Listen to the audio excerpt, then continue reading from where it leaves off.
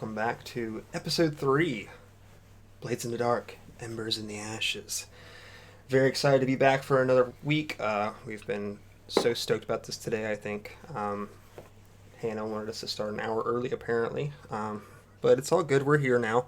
And speaking of Hannah, she has so graciously decided to say, hey, you gave one away last week, so this week let me give away a copy of Blades in the Dark. So if you guys stick around to the end of the stream, we'll put out a keyword there, and we'll have you entered in for your very own copy, straight from Hannah's hands to yours. It's going to be amazing. So stick around for that. Otherwise, I have nothing else to say, so I'm going to hand it off to our wonderful, amazing game master, Nathan. Nathan, go ahead.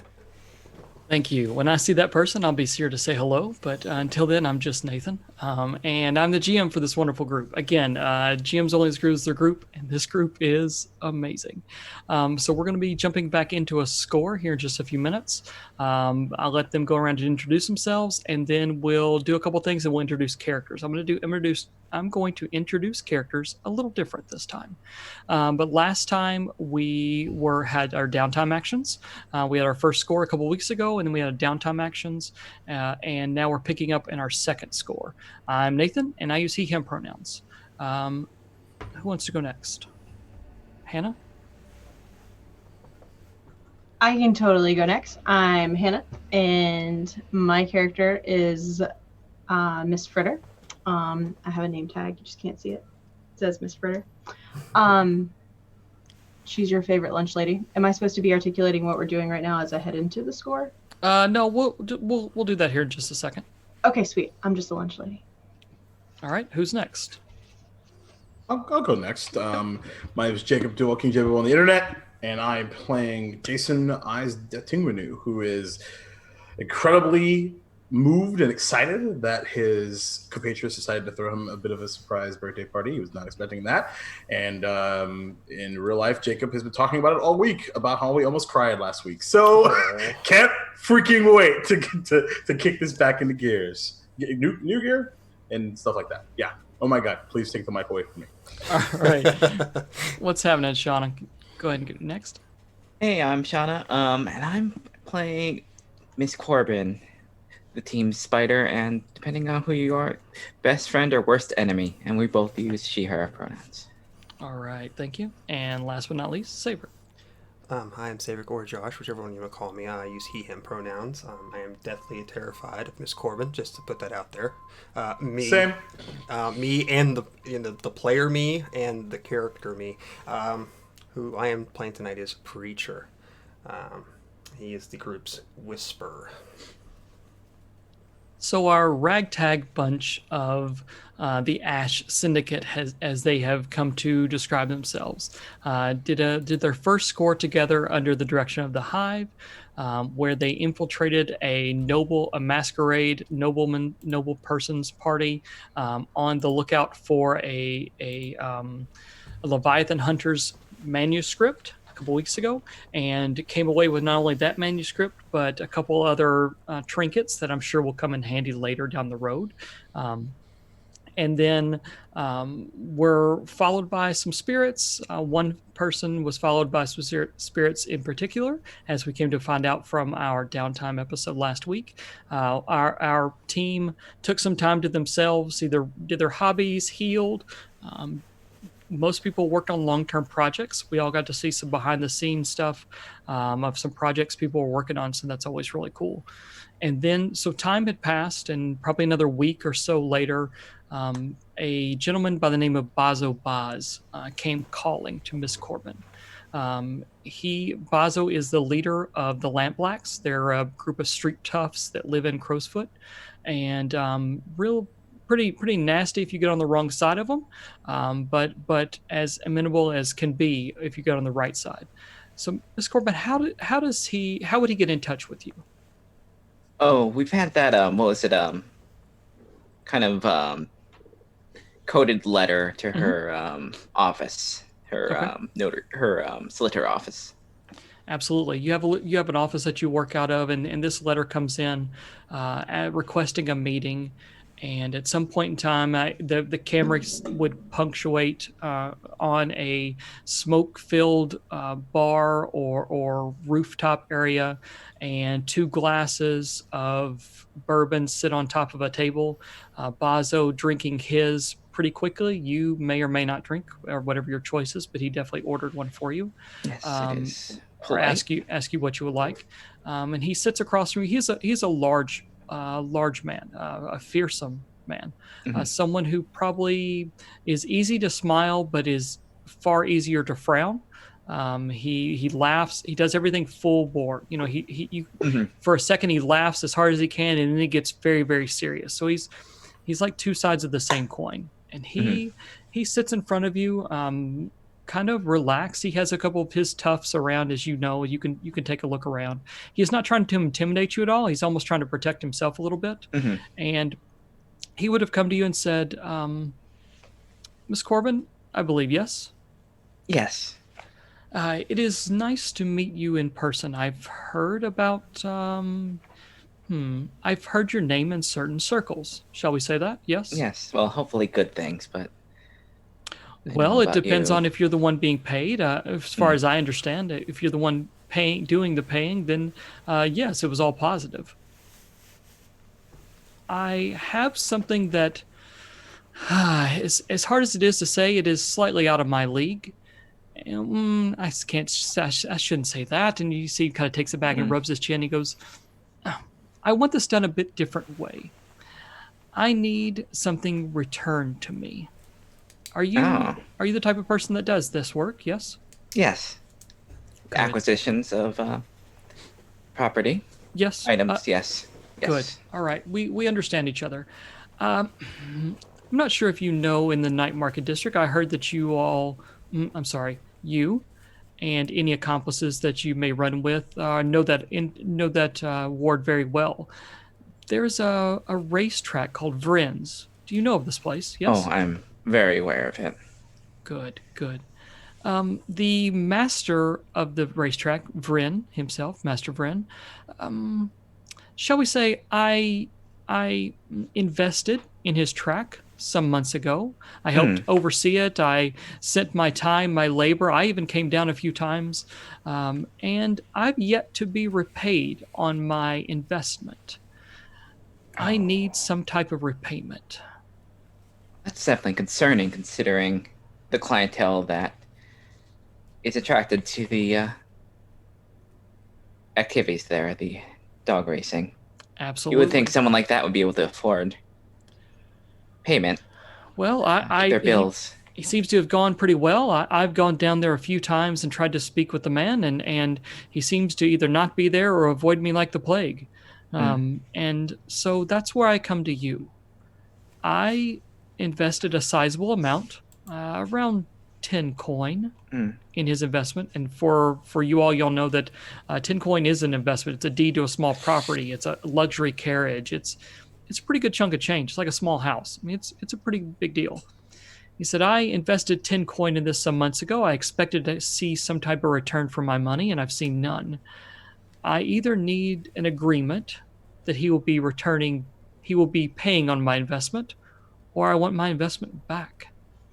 Yes. Well, we would we would all expect return on investments, and certainly that one should be paying out. Yes. Well, we can certainly get you your coin back I would appreciate one way or that. another. Yes. I think, of course, if all kinds of accidents may happen to a person as they walk down the street. I have overlooked and made sure that nothing happened to him. I would not want something to happen of a permanent nature. You understand? Yes. Keep the means of profit running. No means to kill the golden goose, anyways, just to make a point. Absolutely. Unless the golden goose stops.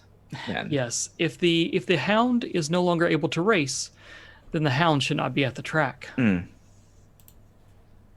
Yes, maybe change in management some way. But yes, we can find out what's going on there and how to get your means back. I think with that, the scene maybe he cheers on his whiskey. He cheers his whiskey to you, nods his head, and the scene fades. So in the meantime, you've been able to come back to your group, talk it over. You personally have been to Vryn's track on multiple occasions. That's where you met Mr. Staghill last week. Your new medical friend. I think it's Sturchill. Yeah, Sturchill. Last week, a new friend of yours, and proprietor. And so we're going to start with an entanglement, our engagement roll. I want to see where we are at the very start of this. So I'm gonna roll the engagement roll, and then we're going to go around. I'm going to let everyone do a roll to gather information. You would have time to gather some information about maybe Vryn, the track. You can either ask something specific, or I can give you some rumors and some information. Does that sound cool to everybody? So we'll introduce the characters like this. I'll roll the engagement roll. The first character come up, describe who you are, and how you'll be getting your information. For now, I'm going to do the engagement roll. And so, again, the first roll is by the GM in Blades in the Dark. Engagement roll is roll 1 die for base fortune. I roll another die if it meets certain characteristics. So is this operation particularly bold or daring? I would say yes. You're going into a person's establishment and trying to extort money from them. Plans expose a vulnerability or target. I don't think so. Can any of your friends or contacts provide aid or insight? Anybody have a friend or contact that can provide aid or insight?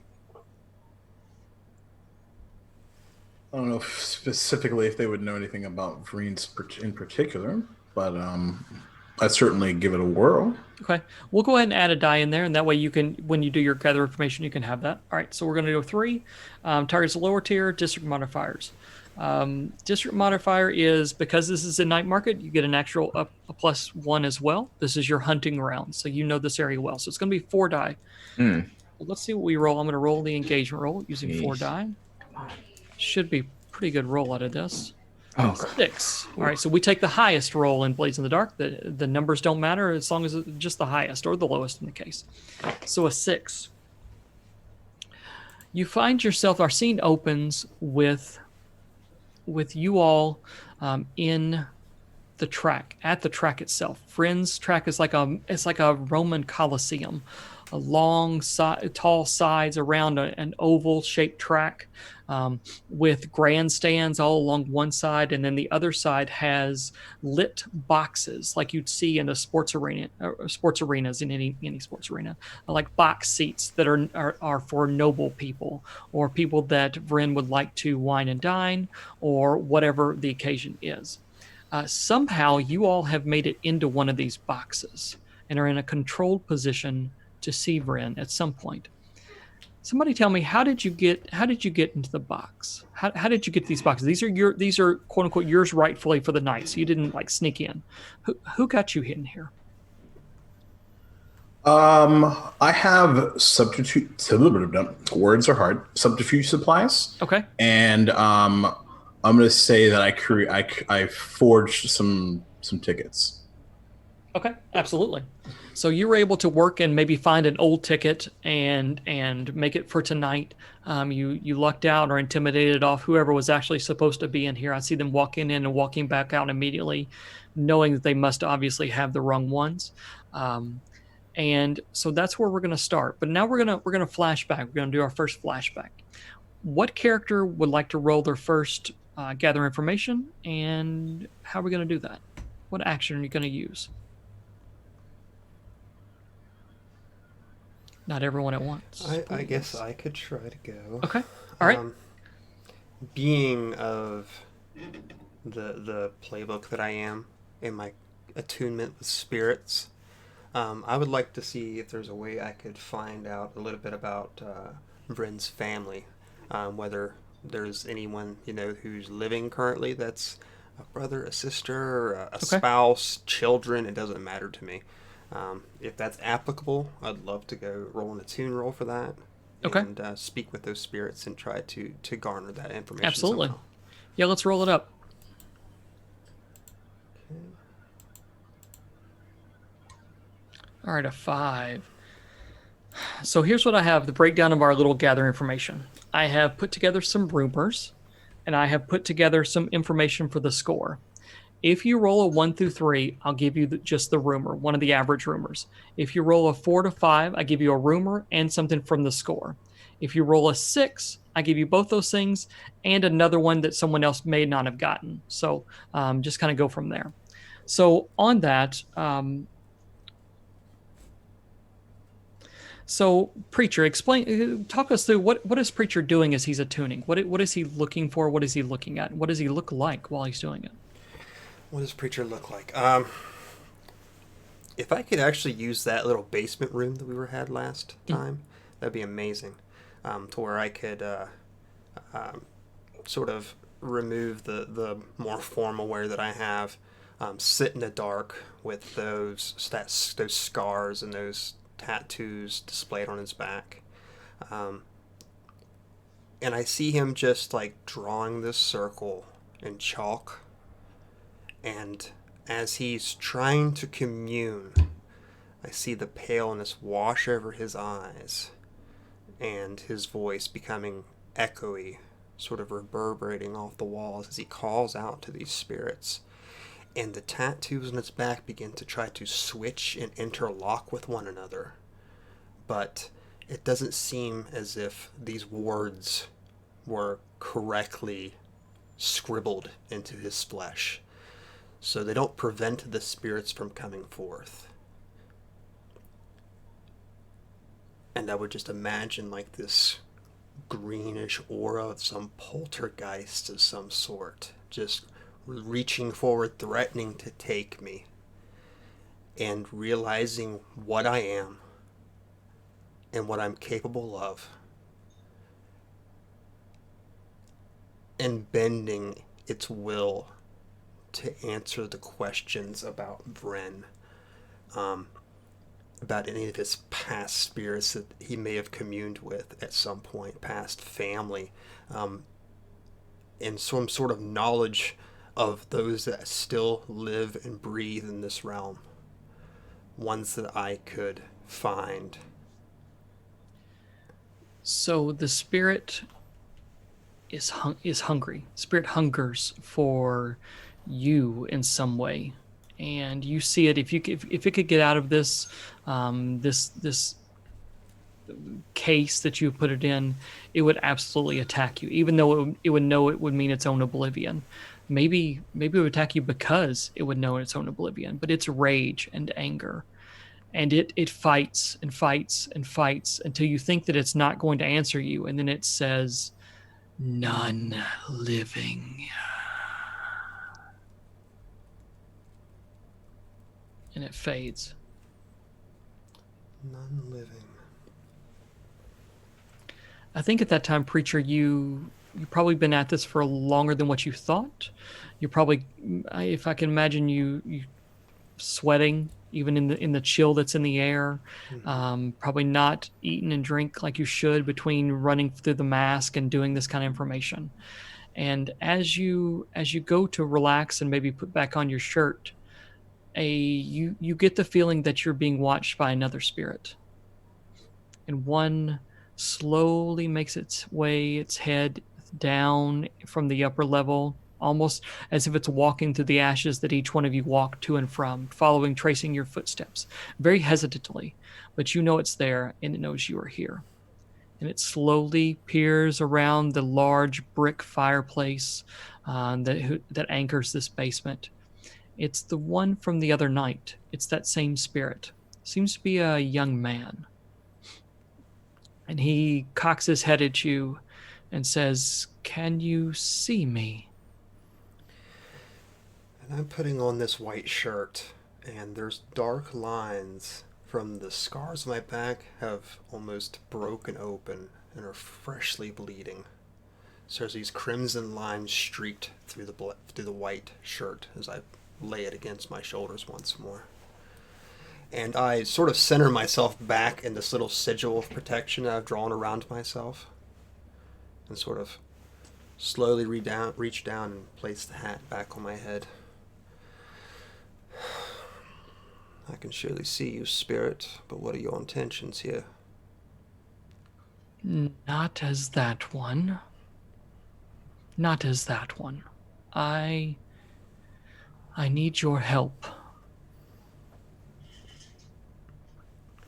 What would one who has passed beyond this realm possibly need from someone such as I? There are things we could do for one another.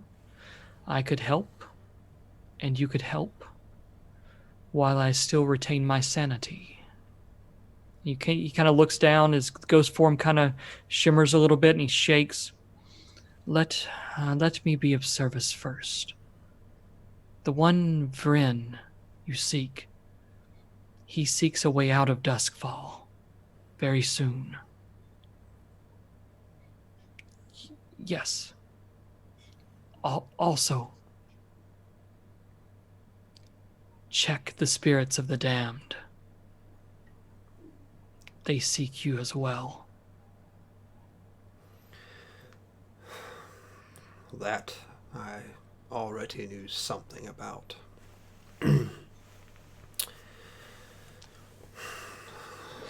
What do you wish for exchange in this information? Are you looking for your own freedom from this plane? An anchor. And I think that's kind of as your eyes go wide, I think that's where we would cut. And he begins to explain what he's looking for. And we can talk about that at another time. Sure. All right. Who's next? Well, Yep. Miss Fritter. Fritter, she's gonna use one of her dangerous contacts. Marlene used to be a boxer. Okay. Well, Marlene's not a boxer anymore. He got a little too fresh with some boys one night. He can't throw a right hook anymore, but he likes to bet. So he hangs out at that track a lot. And she's going to go to Marlene and see if she can find out any information about what's kind of going on at the track. What's the vibe down there right now? Absolutely. And what's Vreen like? Is he ever like out and about, or is he holed up in an office somewhere? Those kinds of details. Okay, cool. What action are you going to use to do this? Well, I was thinking about that, and if I pull this up,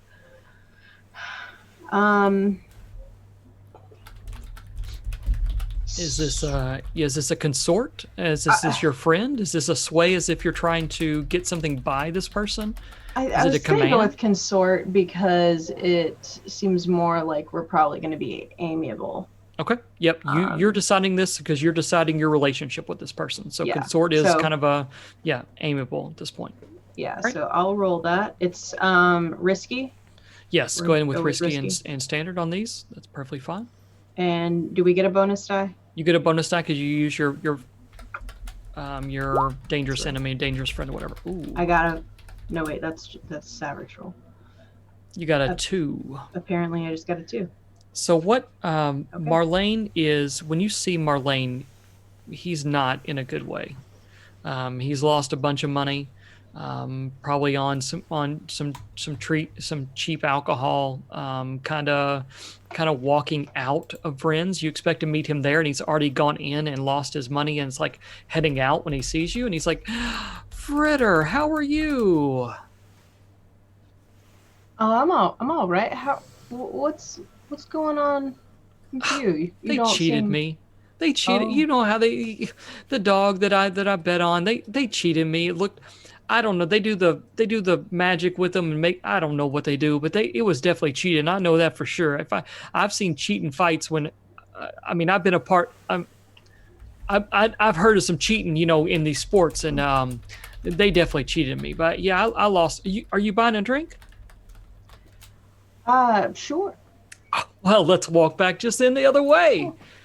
And so Exciting. Marlene kind of probably gets not close to you, but as close as Fritter allows, understanding the longer history there, and walks back in amiable and goes, "So what is it you're looking for in here? What do you need?"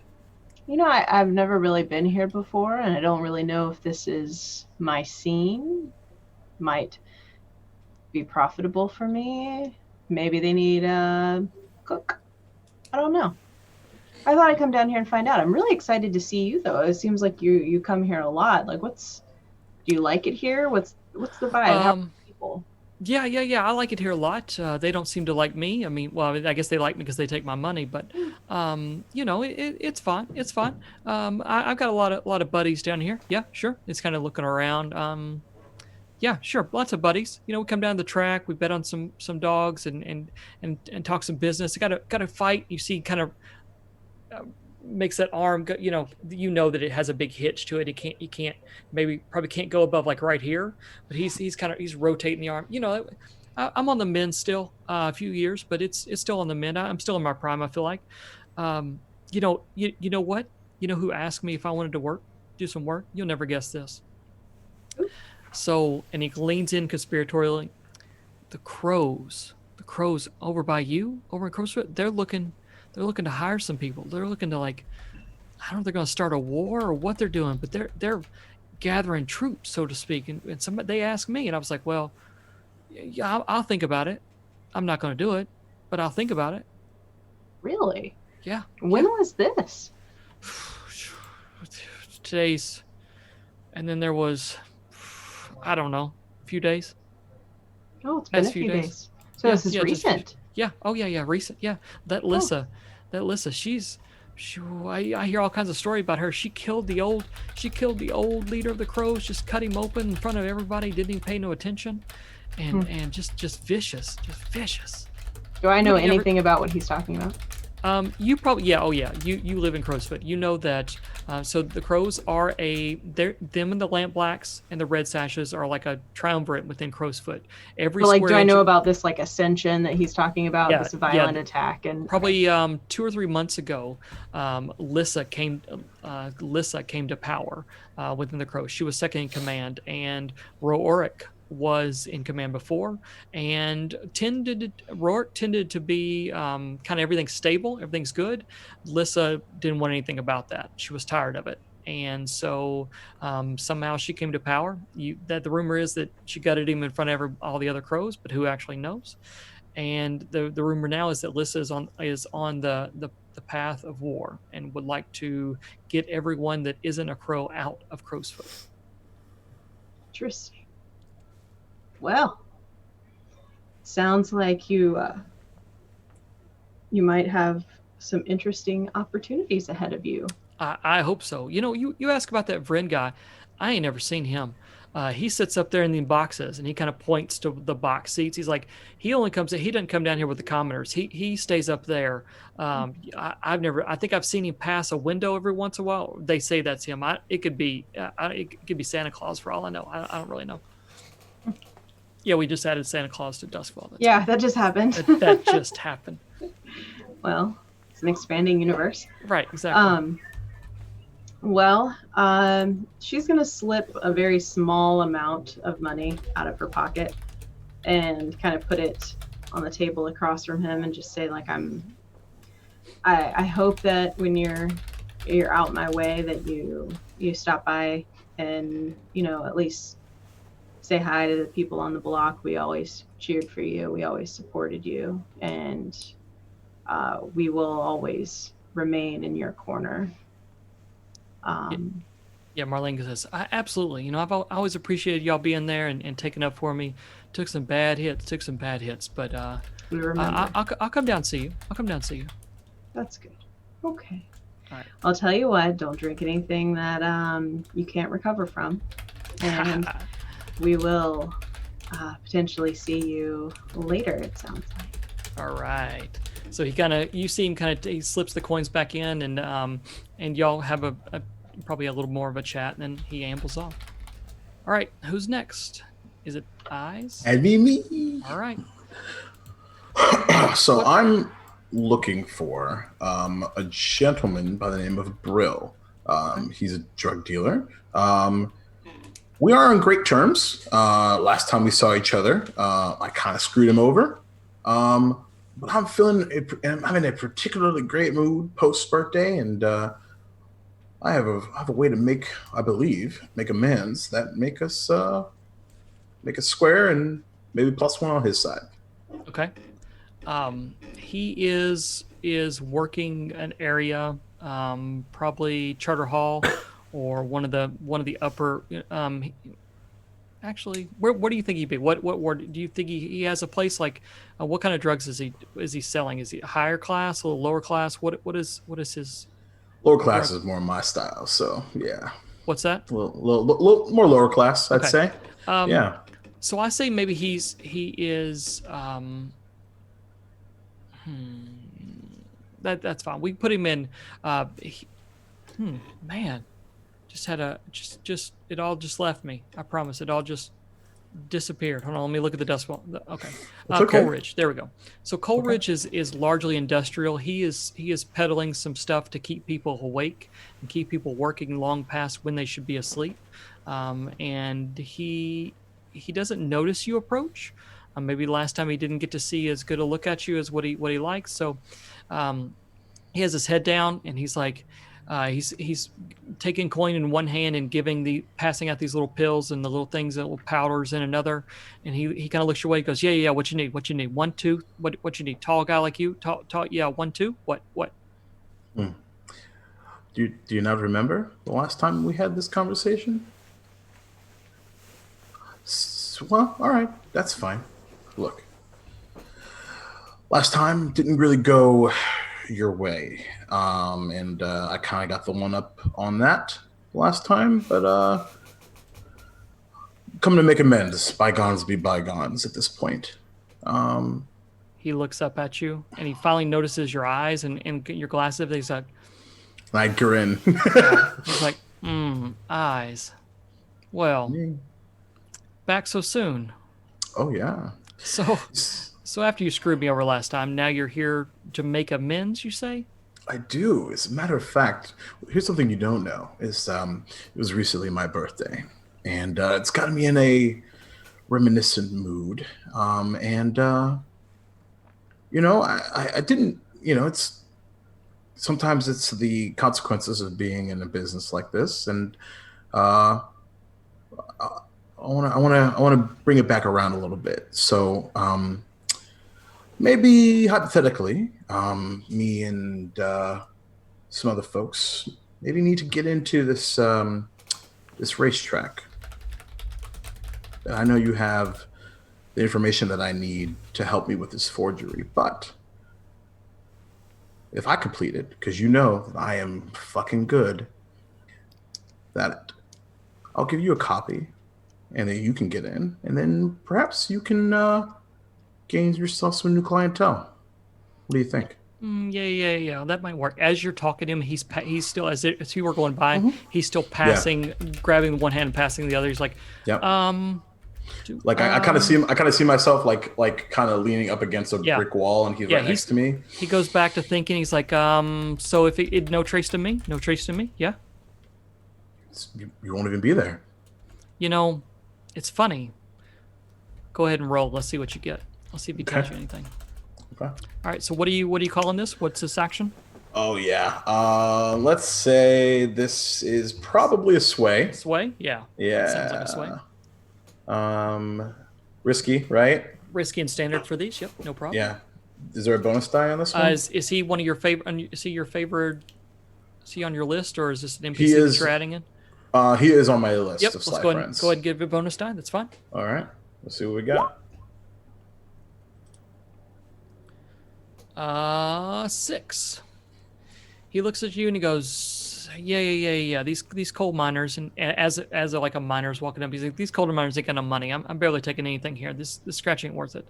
Come see me. You know that there's a place right up here up the road. We'll get it fixed up for you. Right. Nice. Yeah.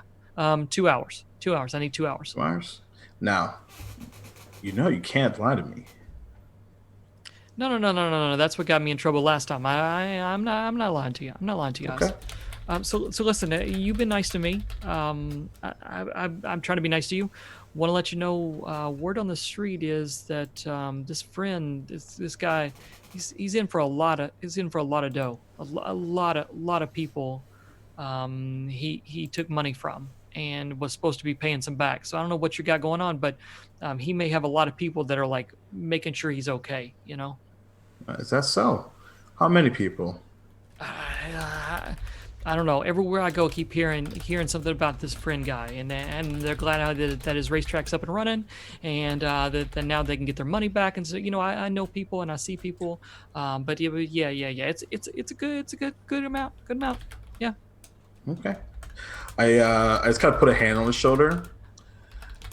I'm glad we're back in good graces. It's He been a good says, birthday. Yeah. It was good. Hey, listen. I heard something about you too. Oh, did you? You wasn't a part of nothing that happened in Night Market a few weeks ago, were you? Some kind of masquerade thing or something? Perhaps, maybe. Why? The word on the street is the rates are not happy. Like they must have been there doing something, or I don't know what it was, but the word on the streets are not happy. And they described somebody, fellow looked just like you. So I'm not saying it is or isn't. I'm just saying if I was a fellow that looked like you, I would make sure I did not look like you, if the rates were around. Does that make sense? And I kind of stretch up my long, beautiful alligator style purple trench coat, yellow and green suit. Comes with the territory of being unique. But I appreciate the heads up. Yeah, I get that too. And he looked down at his clothes, and it's just a rat mess. Like it's just patches and holes. He's like, yeah, unique. Yeah, that's what I am too. Sure, unique. Do you? I can give you a clean white shirt if you want. And I think that's where the scene fades. But perfect. I like it. Perfect. All right, Miss Corbin. Yes. Where do we find Miss Corbin? Miss Corbin's at one of the bars that that's known to be frequented by employees of this. It's close by. That's probably why they go there. She wants to meet up with her contact that she got her in touch with her new intern. Okay, absolutely. And who is that contact? Oh, do we have a name for that? It was the same. It was one of the bookies there. Hold the phone. Is this a question about something that happened in a previous? Yes. Who introduced Miss Corbin to Sturchill? Okay. Hold on. Which was that episode 1 or 2? It was last one. It was last one. 2. There's 2, yes. Yep.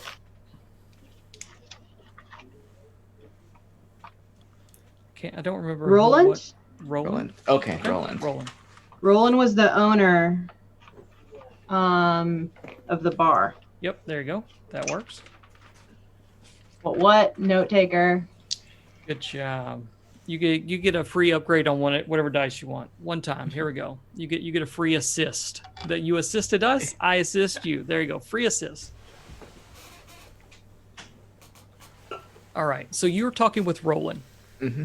And he's kind of looking you over and says, I didn't expect to see you so soon, Miss Corbin. What can I help you with? Oh, I had another. You steered me in the right direction last time, and I figured give you an opportunity for some information. I'll always take information or give you information whenever I can. You've always been good to work with. This involves your employer. It's high level business. Bazo Bas sort of thing. Yeah. What's happening? Your how boss. high up are we going? High. High enough that if this goes well, you haven't got a promotion or any upward mobility in a while. Oh, if this goes well, things might change for you. Say that. I like the sound of that. I don't want to be doing this forever, what I'm getting. And you certainly do not want to be stuck on a sinking ship. Certainly. Sinking ship. Mm. That's funny you say that. I've thought the same thing here recently. Yes, well, we aim to change that. And in order to facilitate this, any information you give on how records are taken and where they are stored fuzzy numbers, things don't add up. Want to get to the bottom of certain things. Make sure certain amount of money that have been invested Yeah. are put to good use.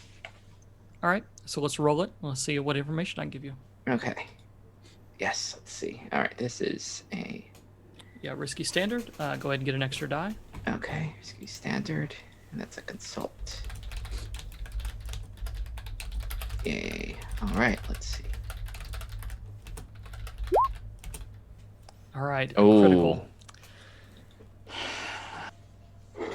Well.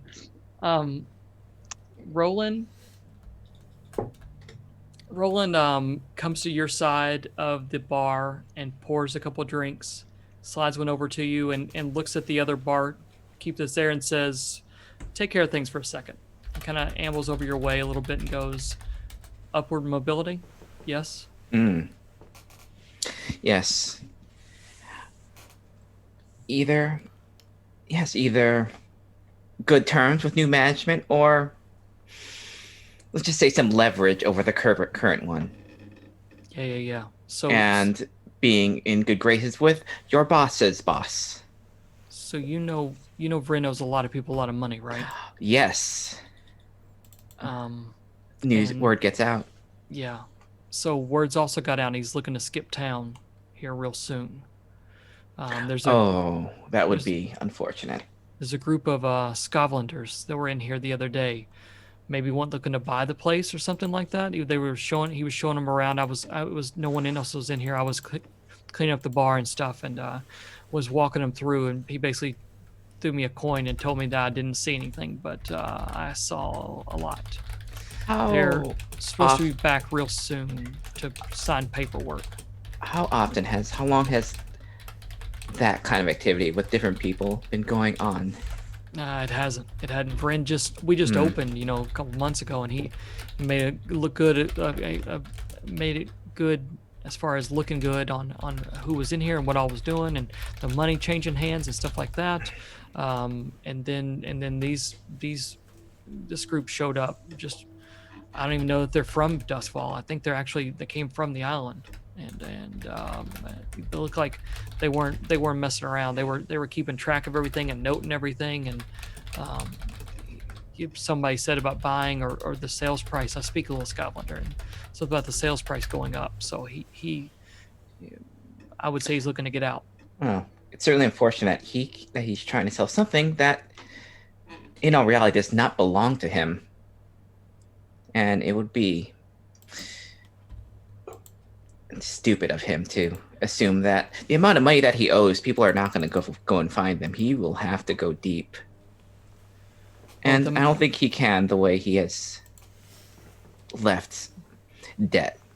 People are going to find him eventually one of these days. Yeah, I don't know. It's a good problem to have, I guess. He kind of chuckles and stuff. I mean, so also, you're not the only one that's asked. Lissa was in here snooping around. Lissa from the Crows, you know what I'm talking about? Oh yes, her reputation is gotten around. Yeah, I thought that. She had a heated conversation with Vreen one day. She caught him out talking about what he owes her and why isn't he paying her back and things like that. Vreen. It's not smart to bet on two sides of a gang war, certainly. That's unfortunate. So I think he talks a few more rambling things, nothing spectacular. Mm-hmm. And he's like, as he kind of walks back toward the other side of the bar, he looks at you one last time and goes, "Upward mobility, right?" Upward mobility? Where does he keep the records? He says, one time, the last thing he tells you, I forgot about that, my bad, is that he says, so I was brought him a drink. He likes these special drinks. Brought him a drink one time at the grand opening, and he was coming out of this room in the back. So if you're in his office on the left hand side, there's this bookshelf. It's got trinkets and crap on it, but he does something over there and then opens up, and there's something in the back. I think that's where he keeps actual good stuff. Oh, that's That's valuable information. I'll be sure to pass it along. Of your help. Even if this doesn't, you've been helpful enough. It's good to have Thank friends. Absolutely. Friends as always. Mm. So let me ask another quick question before we jump back into this. Ms. Corbin, a couple times now we have talked about business cards, trading business cards back and forth. Is that information? Is that a trade of a favor? What is that, do you think, in your mind? Of good faith, I think. Okay. So it's like you helped me here, if I can help you trade them back type thing? Mhm. Like a call in, maybe a short favor, small favor, something like that? Yes. Okay. That we have a working relationship, and that When does did- work both ways. When did that start for Miss Corbin? When did you hand out your first business card? What was that like? I think as soon as she got out of university and truly started kind of her current persona was just being professional is very important to her, and this is effectively a way of showing I am serious about this and my word is as good as done. Yeah, I think the first few times you handed them out, people were like, "What is this? What's your name?" Okay. Mhm. But as word got around and you got around, your knowledge, your what you did, your professionalism, it became something more. Now to gain one of these cards is a bigger deal. It is something that people strive for and definitely are looking out for at any time. Okay, thank you. So we flash back. The camera flashes back to you all sitting in the booth. And the first race has come of the night has come and gone, and maybe you bet, maybe you didn't. There is someone who comes up and knocks on the back door, takes care of like food and drinks. Takes if you have a race bet, they'll take those for you, and that's kind of where we sit. What would you like to do? Quick point of order. Yes. Due to the conversation that I had with Brill, I'm no longer wearing a yellow and green suit. I am wearing a white and green suit because it is slightly less loud. Absolutely. And so as you came into Vryn's Racehound, you came in through the main entrance, but as soon as you showed your tickets, you were escorted to the left. Everyone else was escorted to the large grandstand around. You all were kind of roped off and escorted to the left. There's a large stone 2-story building with large windows cut out with ropes, with curtains attached that can be opened up. So you go up the set of stairs in the middle of it, and then to the left and to the right. To the left was an office down that way. You all are not down there. Your box seats are kind of to the right, and it's grouped every probably 5 or 10 feet, something like that. There's probably 10 or 20 of these as they wrap around one of these sides. So just like you'd see in a sports arena, you can like walk by and see the door. The doors are all shut as you go down the line till you got to yours. So you kind of know from everything you've heard and what Roland told you is that office to the left is Vryn's office. So you know where that is. What do we want to do? Can we go over what we learned real quick with each other? Yes, absolutely.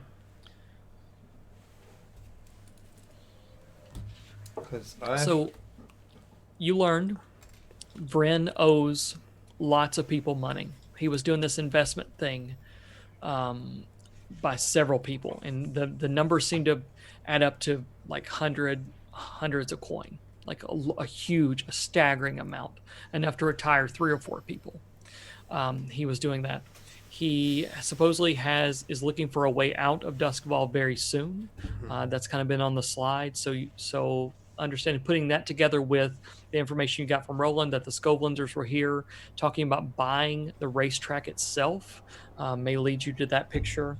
Last is that you are not the only one that may be looking for money from Vryn on a very short basis. That Lissa and the Crows have been asking about him and been trying to seek him out. Lissa and the Crows, on the other hand, are also trying to gather people for what's going to be a turf war or a gang war in Crowsfoot.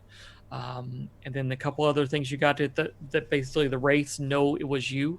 And that's why we got a -1 on the factions chart on the downtime action. And then the other thing is that preacher learned something about they call themselves the spirits of the damned, a group of some form or fashion that you don't really know much about yet. And that's what you know. What kind of refreshments are in this box? I think it's ones that are made. The booze are watered down. The food's okay.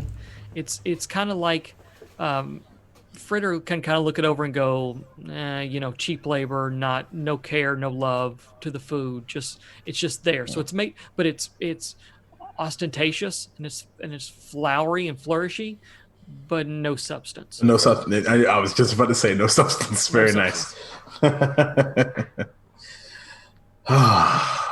Do we have an opportunity to discuss with each other, or Absolutely. are others within earshot of Absolutely. us? No, you all have.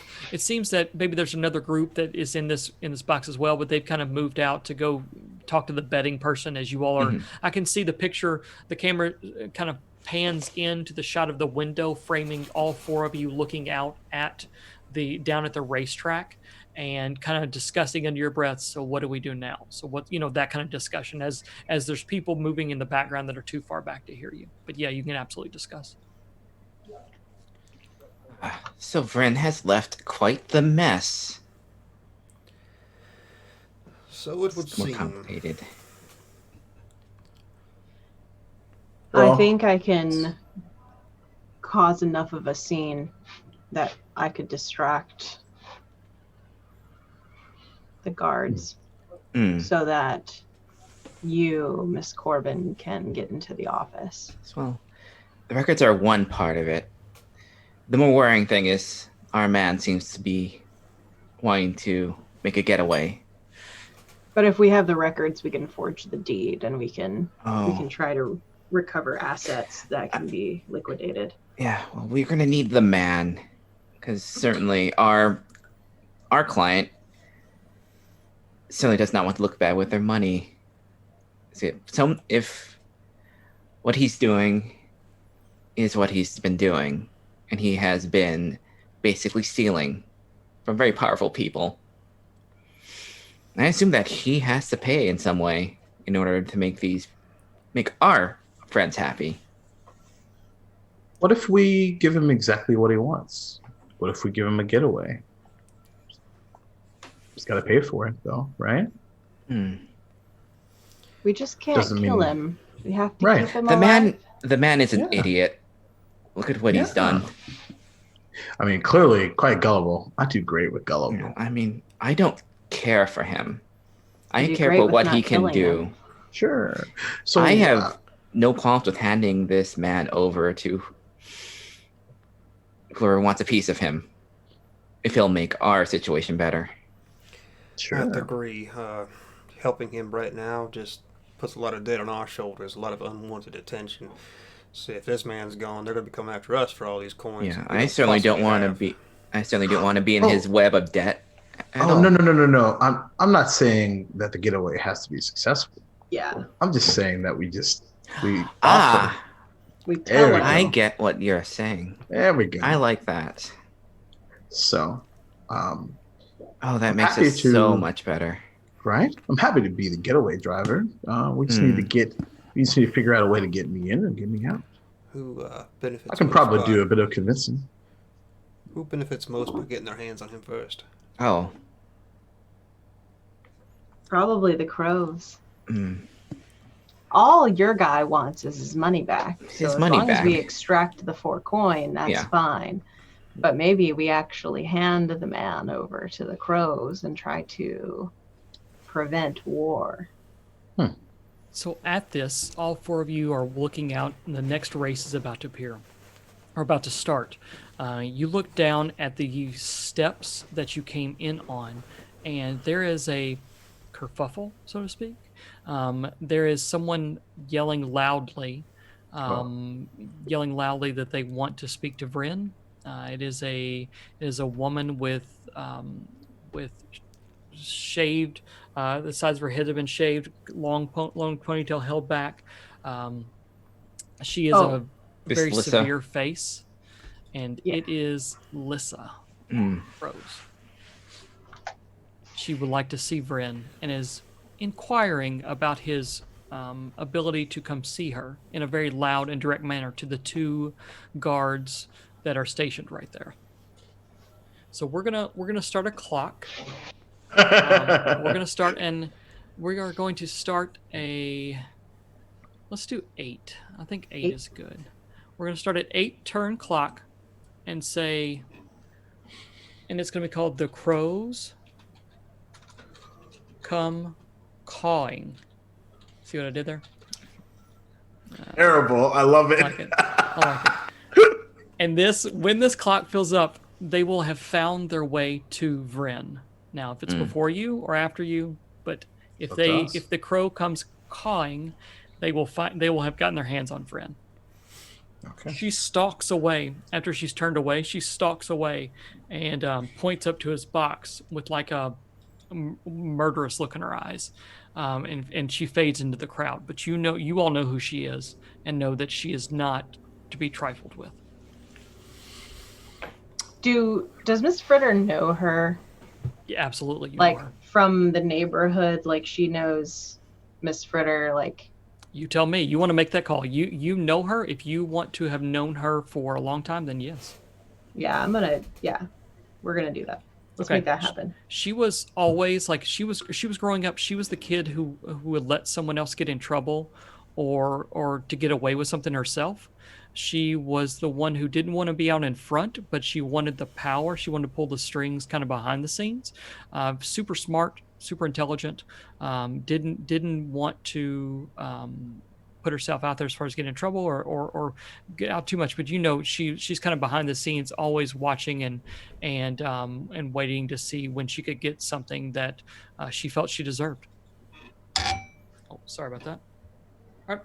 So who's going to be taking the first action? What are you going to be doing?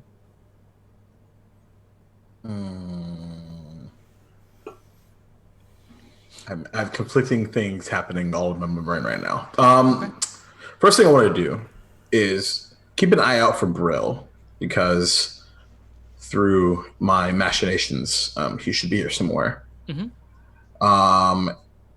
But we don't know where our mark is currently, correct? No, I mean, everything that Roland said is basically that he hadn't seen him a lot out, and so you could assume he's probably in his office. You don't know if he's entertaining. He has a special box that over his office has a huge curtain, like 10 feet by 20 feet, all along one side, that he kind of entertains his hand-selected people for these races, and that curtain's open. So you see people, as you were walking up, you may have seen shapes and the shadows of people against the lighting in there, but you don't know. You don't know for certain he's in there, but you feel like he probably is. Okay, got it. Should our thing be get the man, get the stuff, and then act like we're escorting him safely out? Oh yeah, that's definitely my thought for sure. I think we want to get in quietly, and I think we want to leave quietly, if it's possible.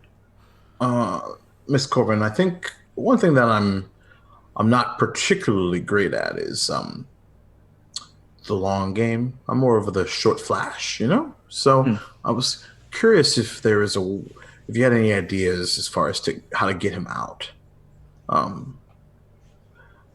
My immediate thought was, I'm here to rescue you. Congratulations, someone's paid me. Blah blah blah, that kind of thing. But it's a little hand wavy. So I was curious if you have any ideas. He has been chummy with some Scotlanders, and if we play the part or wipe about their names, he is more likely to be compliant. Huh. Well, it's time for me to pick up my handy dandy find disguise kit. And we have a vehicle, so that cover is more believable. And plus, he is very desperate. I mean, it seems like Lissa's here, breathing down his neck. He certainly wants a piece of him. Oh, make sure that no one hurts my coat, And I'm gonna go ahead to make sure everything else as well. He has this vice of this track of taking money from people. Is there other sort of vices we could play off of him? Anything else that he's into? Greed. Coin. The man has backed himself into a corner. He owes many, many dangerous people, so he is backed against the wall and is willing to take anything to get himself out. Are Maybe any we of offer these him an dogs incentive. particularly valuable? Yeah, with a check, you could tell which ones are good and which ones aren't. Mhm. You know, some kind of, you tell me what it would be. There's definitely hounds that are probably premium hounds versus not just race hounds or different things like that. Absolutely. I mean, he is kind of anybody who watches could tell that. Not sure the fairness of some of these races. Let's put it that way. Mm.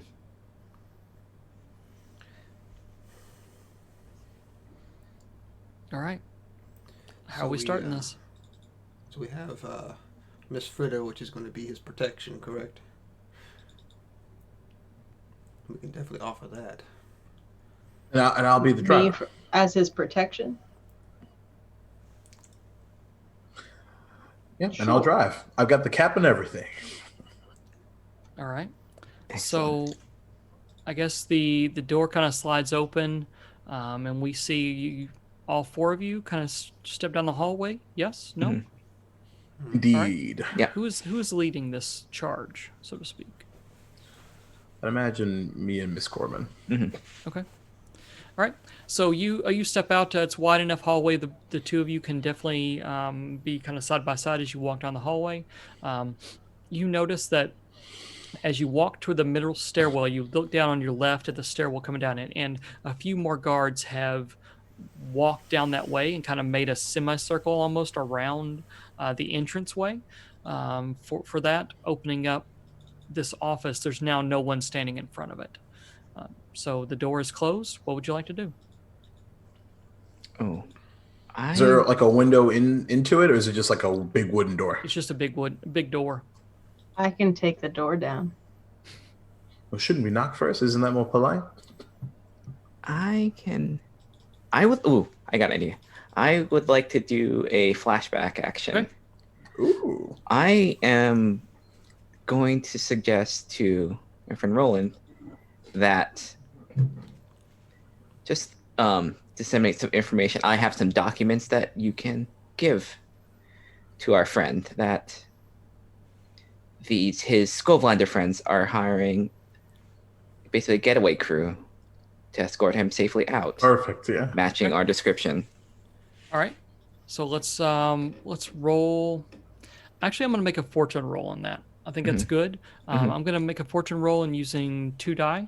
Let's see how good Roland is able to talk. Basically, show him that this is here. I have if this will affect anything, I have find cover identity information documents. Yeah, I think it'll pump it up a die. Yeah, Okay. no problem. All right, so we're gonna roll 3 die and see basically how this happens. Oof. Oh, a 3, a 2, and a 2. Ugh. Yeah. I Yahtzee. think Roland gets up to do this. Like before you all come in, the camera would picture Roland taking a special drink up to the top of the stairs, and as he rounds the corner, he almost gets like pushed out of the way by one of the guards that we see down at the bottom of the stairs now. The face kind of flashes back to there.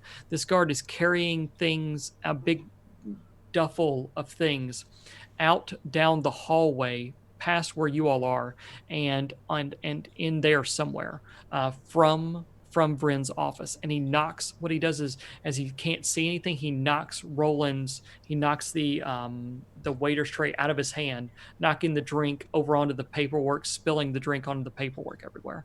But Roland is able to tell you that yes, something was going on with that. He down the hallway there. They were all going down there. I don't know why, but yeah. We have to get there So- before they do. All right. Well, let us away then. You might have You- to take charge unless you're very charming and That's what I do. Quick question. Yep. Would seeing this like the or like at what point would we see the spillage and just be like, "Fuh." I would say that Roland would have probably have said something to Miss Corbin before this happened. Like this was probably earlier in the day. So I think as you all were coming in, Roland kind of shook his head and went no go, no go. But they're doing something. They're doing something now. Like they're moving their stuff now. Yeah. With my subterfuge supplies, would I be able to remake it up and make it look that much more badass and also not spillage? If you want to say that you want to use subterfuge supplies and you're here to deliver this paperwork, yeah, let's do it. Guys, Yeah. do we really have time though? It sounds like they're trying to flee now. But this would have been earlier in the day though. Yeah, No, this is I mean I get that, yeah. but like, do we have time to really enact this ruse with him, as opposed to just forcefully taking what we want? It could get us past guards. Okay, fair enough. That's the thing I'm worried. I'm not worried about necessarily him. I'm just worried about like getting past his men. If the men know about it, we can just walk in there. Okay. So the screen kind of flashes back to eyes knocking on the door, and you hear from the other side of gruff voices, "Yeah, what you want?" We're here to do a bit of a rescue. Rescue? Ain't nobody in here need rescue. That's not what I heard. Why don't you open the door? Let's chat. Who you hear from? Who was I hear from again? The Skovlin delegation? Is that what you're saying you're from? Yeah. Yes. Yeah. And Okay. the name's Luke Skywalker, and we're here to take someone away, deliver a package, if you will. Sky. Okay. And he kind of opens the door. I'll be gently, briefly. He kind of opens it up just a little bit and looks at you all. Mr. Vreen, you here to see Mr. Walker? Says he's with the Skovlinders, and you hear a noise coming from the way back of the office. Go yes. See them in. So he opens up the door and kind of lets you all in. He's standing in the doorway with the two of you kind of stepping very much in. He's not letting anyone else in. The door's still open to Fritter and Preacher. I actually put a hand up and I say, Okay. We don't have time for discussion. We're here to take care of the package. The package needs to come now. All right, so let's roll something and see what happens. Sure. It feels sort of sway. It's a lot. It's deception all the way. Yeah. Yeah. Okay. Let's see what we get. Is it risky again in the standard? I rolled a. What did I roll in the first roll? Should always be that. Sorry, let me make sure I get this right. I rolled a 6, so it's actually a controlled situation. You've actually come across the first roll you do is from my entanglement roll and my engagement roll, and so he goes. Friend says, "Yes, they're here. But what are you here doing so soon?" So yes, it's a controlled. So controlled and got it. All right, here we go. Greater. All right, 6. Vreen looks up and is like stuffing some paperwork into a satchel, and says, they sent you? They sent you? Yes. Oh, absolutely. Yes. Vreen is Good to meet you. small, Package? itty bitty little middle-aged man with short wire glasses, and he's sweating profusely, even though it's a chill in the air. He has drawn the curtains back. He goes, you saw that awful woman down there. You saw her? She threatened me. Did you see that? How dare she? And me, a rightful business person. What an awful display. Don't worry. We will take care of it for you. That's what we're here for. Good. That's what they told me. They would give me a ride out. Yes. Apologies for arriving this early. We just wanted to make sure we weren't tardy, just in case of traffic, of course. Very good. Yes. Let me just gather some things. So he goes in, starts to gather some paperwork. What do you all want to do? You want to look around? Do you want to do anything while he's in here, or you want to wait him out? Considering I was just like, hurry the fuck up, dude. Let's go. I'll wait him out, but I'll leave everybody. I'd like Alright. to have a conversation with Preacher since we're outside the Yeah, door. so I was just going to ask. So you two are kind of, I'd see you probably standing at this stairwell, kind of looking down at all the guards that are kind of outside, with your back maybe turned to kind of cordon off where the office is a little bit. You know, like don't look by here. Hey, we're drinking. Just keep about your business. So what are you all saying?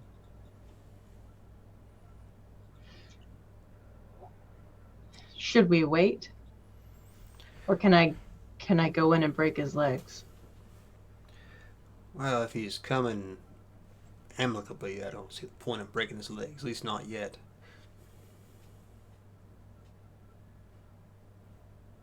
So we should wait? Yes.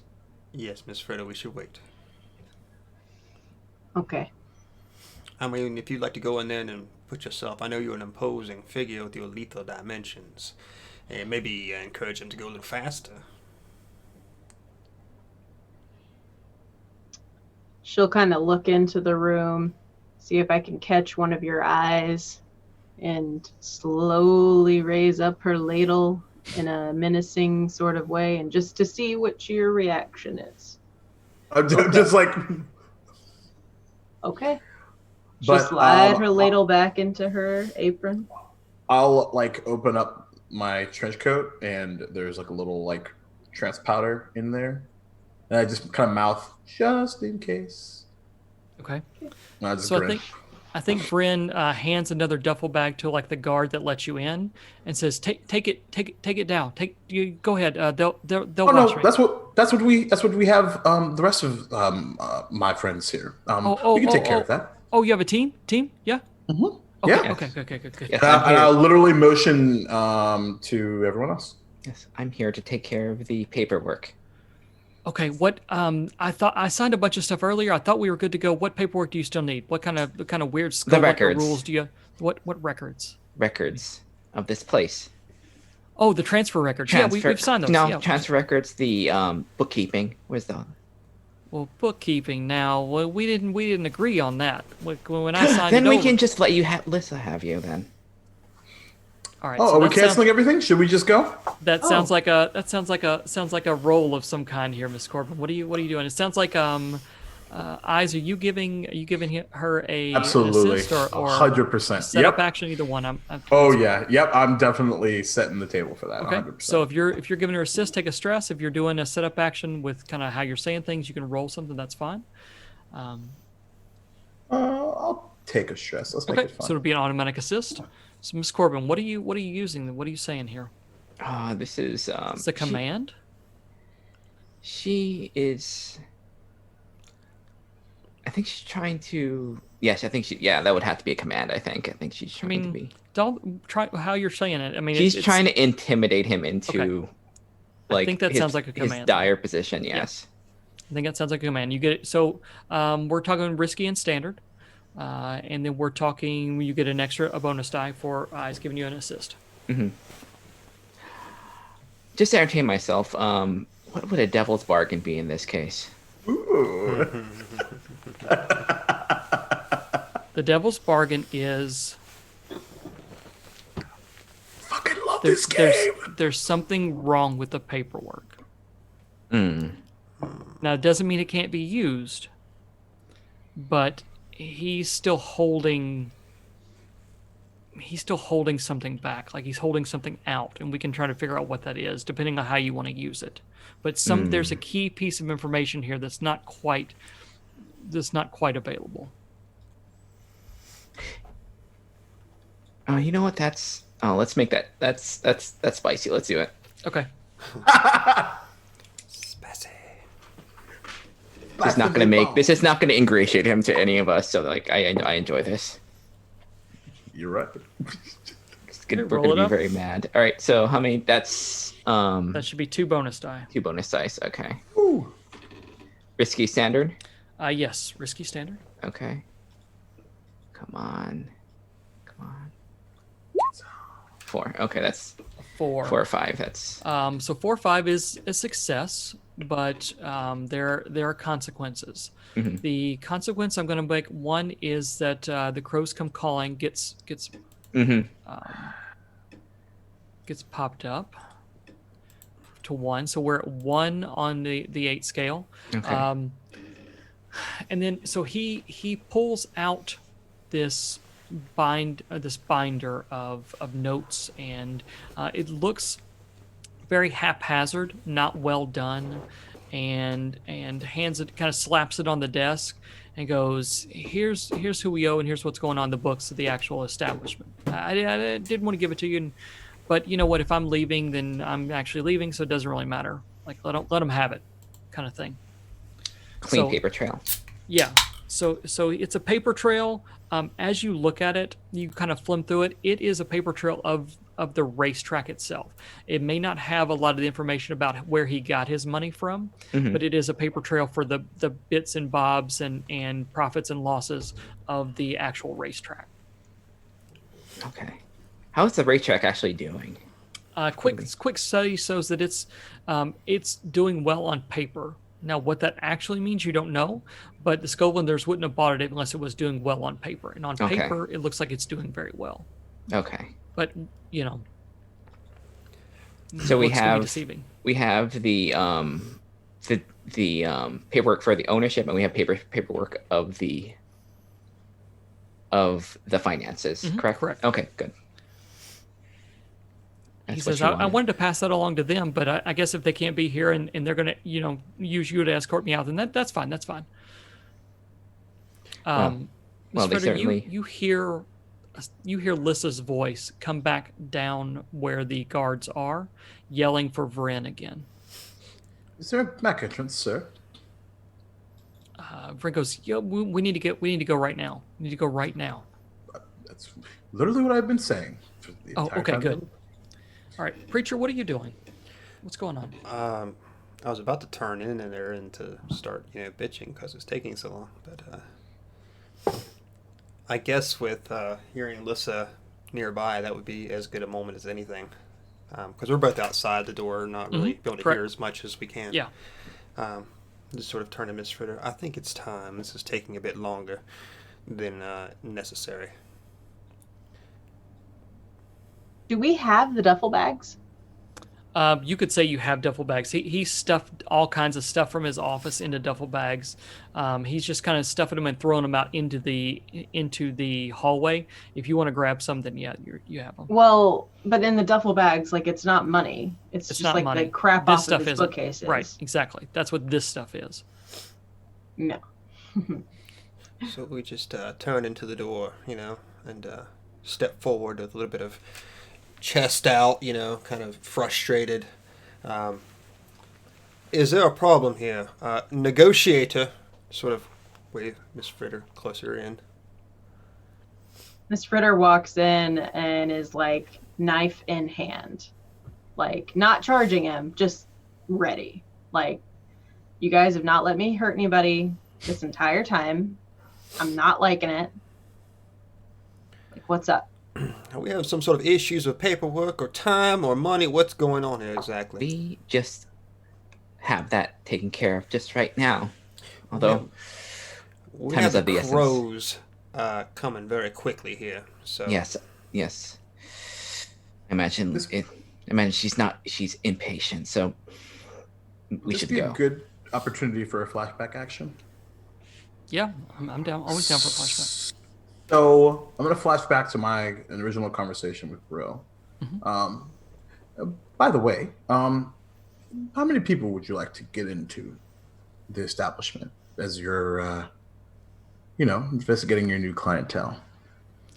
Brill says, I need 2 or 3 guys, 2 or 3 people. 2 or 3 guys? Sorry, not guys. People. I need 2 or 3 people.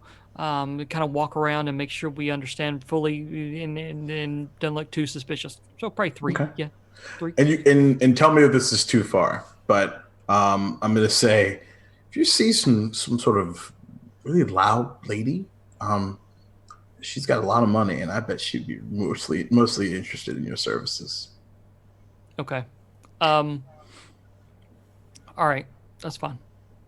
Okay. He goes, yeah. Loud ladies. They usually have lots of money, or pretend to. Yeah. Yeah. Okay. And just for your information, I'm trying to use that under the guise of a distraction. Yeah, I figured as much. So when that comes up, we'll definitely put it in. Okay, great. So Vreen sees the knife and's like, yeah, thanks for the protection, and kind of walks out around you all and starts making his way like he's going to walk down the hallway. Not that way, dipshit. What? Like, isn't there a back way? Didn't you just say that there's a back way?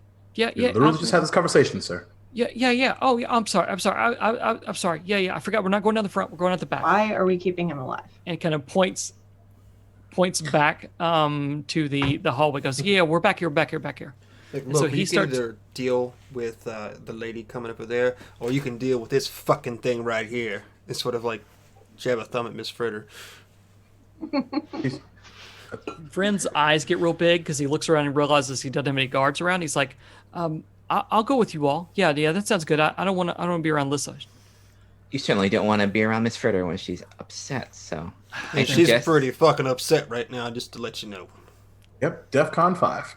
Oh, have you seen a pig butchered? No, I've eaten ham. You're adorable. Then you don't want to see that happen to you. So I suggest you get your head on straight and you lead us out of here. Okay. So he picks up a couple of the duffel bags that have clothes or some random crap in them. And he's like, okay, come on, follow me. And he starts making his way down the back. Sir, give me the bag. hallway. Give me the bag. You're walking too slow. I just take them from him. Yeah, he's like dragging the bags because he's not much taller enough to hold all the bags. So he's like, okay, come on. And it does, come on. I'll toss one to Preacher. Sling it over my shoulder and just I'm keeping an eye out. As he goes by the stairwell, he yells down at the guards. He's like, he yells down at the guards. Would you like to resist this action? I'm just gonna. Can I just clock him? Just get him. Get him. Okay. Get him. I'm just gonna hit him. I'm just Okay. gonna clock him. Oh, that's amazing. Yeah, I can't deal with him. Like he stops and looks down. Yeah, he looks down to the stairwell like he's gonna yell. He goes, and about the time that's when you see the fist enter the frame. All right, that sounds like an action. I think He had a Fucking chance. do it. He had a chance for us just to go. All right, This what do guy. you want me to do? Is this a skirmish? I think it's what does skirmish say? Oh yeah, it's a skirmish. Close violence. Yeah. This guy. Yeah. Risky. Yes, risky. We are there. Standard. We are there. Risky standard. Yeah. I think it's gonna be standard because the effect will be, well, yeah, it'll be Tiny. I'm gonna use that extra die you gave me. Okay. Was that what it was for? Was that what you You gave could me? use it for any time you want. It's your die to use whenever you want. Damn. Shit, nice. I don't know what I just did, but I rolled too many dice. I don't know Okay. why I rolled so many dice. So. But anyway, there's 2 force, so I'm gonna take the force. Or the 6. Plus the bonus dice? Oh, yeah. I guess because I've got 2 pips. So you have 2 pips Oh, yeah. in. That's a 6. That's still, yeah. I mean, it So we can doesn't. take the 6. Yeah, Homie's the 1 is the out. last one, so it's fine. All right. So, as he looks that direction, he says "bit," and about that time the fist clocks him, and he just he kind of looks back at you and rolls and just drops like a sack. I just pick him up and we're just gonna carry the hobbit. Like, come on, we're out of Good. here. Okay. I think she'll Go. Miss Corbin's gonna give her approving look like yeah, good job. We were too. all over him anyway. Yes. Oh. All right, so where are you going? You said this is a diminutive man, correct? Yeah, I the think Hobbit. I Does he fit in one of these sacks? I was there. Yes. Yeah, I think he has to. So we're All just right. like dumping a thing of clothes out and shoving them in it. Okay, so the camera pans into now. There's a big pile of clothes on the ground, and the guard, the camera would show later the guards kind of walking by the clothes, going what? And there's a heavier sack is being carried down the hallway. Where are you going? He knew the way out. Do you? Shit, at this point we can walk out the damn front door. Like, Yeah. we aren't. Big deal. We've got a duffel bag. So what? We brought money. Well, it still looks inconspicuous to have this incredibly large duffel bag that folks didn't see us walk in with. Just in case people will keep You're gonna have to Isn't walk Lisa right- causing a scene though? Yeah, Lissa is down in Lissa, front. sorry. No, you're fine. Lissa is down in front. It was talking to the guards. You're going to have to walk by the guards with the duffel bag. So if you would like to do that, that's fine. Or you can walk by the back hallway and try to find the out there. I mean, I could cause Sure. a small distraction with the guards if you all would like to go that route. I think we should just try the back hallway, like, because I mean, I can probably get a door open. Definitely. Yes, that sounds fine. Okay. So I'm going to need an action from someone to find this hidden stairwell. What is it that you find? Because the hallway kind of ends in the back in these rooms. The last room is empty, and the hallway ends kind of right outside that door. What are you going to use to find? Survey? I can study. No, this isn't a study. I mean, you tell me what it is. If it's a study, that means that you looked over Vreen's, you found the architectural drawings of the place to know that the room, it's like a safe room, that the room is bigger than what it is. If it's survey, you notice maybe as they were coming in and out, somebody tracked mud at a spot up against the wall where they're not supposed to. I'm down for whatever. We have those underground maps and keys, right? You do? There's a possibility that this actually leads out to one of these underground passages. If that we you have find, access yes, to. if you get out, that's where exactly where you can lead. I have something that in my items that could help. I have blueprints. Okay. You have blueprints? Yeah.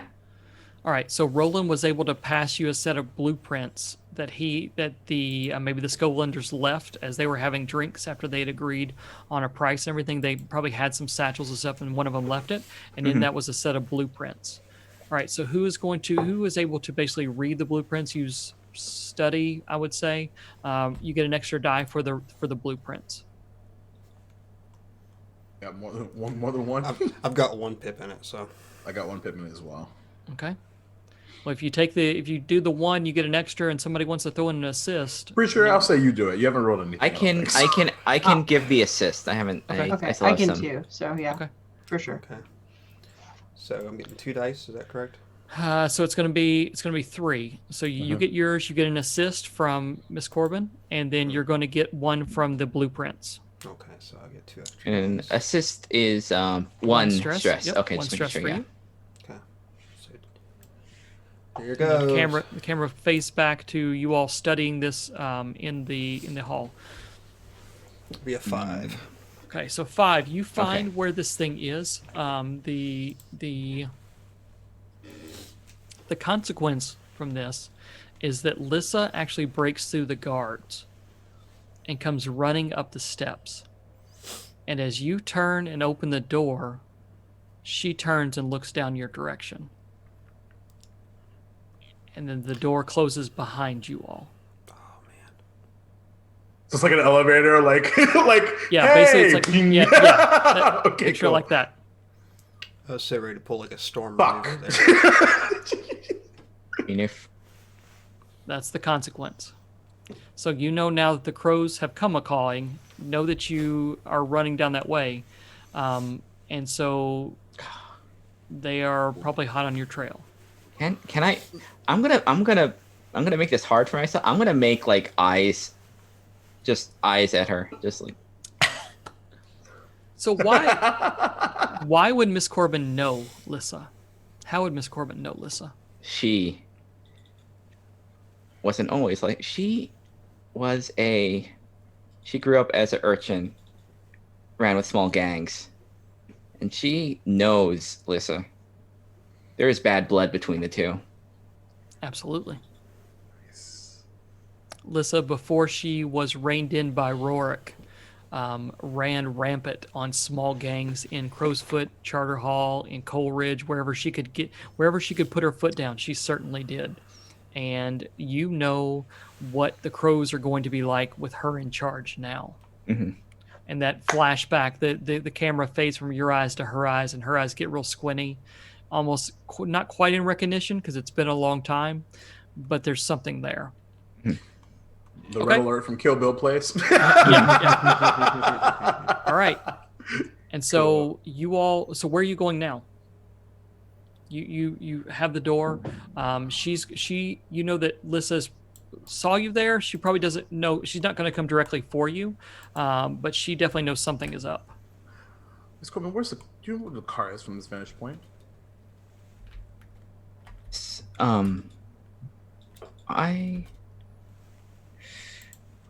probably a few blocks where we left it.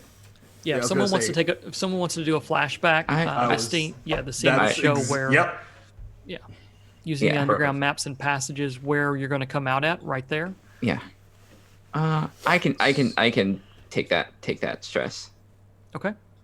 So we just have it ready to go, probably a few blocks. Yeah, you come out from a basement of some unused building that's kind of shut down right now, and sees you stepping out around the corner into the carriage. And so what do? You hear the bag seems to be struggling a little bit, maybe, or hear. Who has the bag? I figured I I figured it'd be Fritter, yeah. I probably have it just like kind of slung over my shoulder. So you feel carrying the Hobbit. Fritter, you feel him like kind of kicking, but it's a feeble kick, and you hear him. I'll take out voice. I'll take out the powder, and I'll just be like, "Should I?" Or should nah, it's fine. I just hear beating with a ladle every once in a while. So if you need to coerce it into being quiet, be all right. All means. I can take your teeth out, Hobbit. So you hear a muffled, almost like he's starting to cry a little bit. Oh, you're it's too early to start crying, son. He made his mess. This is a long time coming for you, sir. So where do we go? You quite literally paid for this. Yeah. So you throw him into the carriage. Where do you go from there? What's the thought? Where are we taking this man? So are we taking him to Baz or what? Should we confirm some stuff at the headquarters with him before we let's get a little bit of additional info. I have space in my apartment building. Another neighbor just went on a trip. But if he survives the evening, your apartment building is made.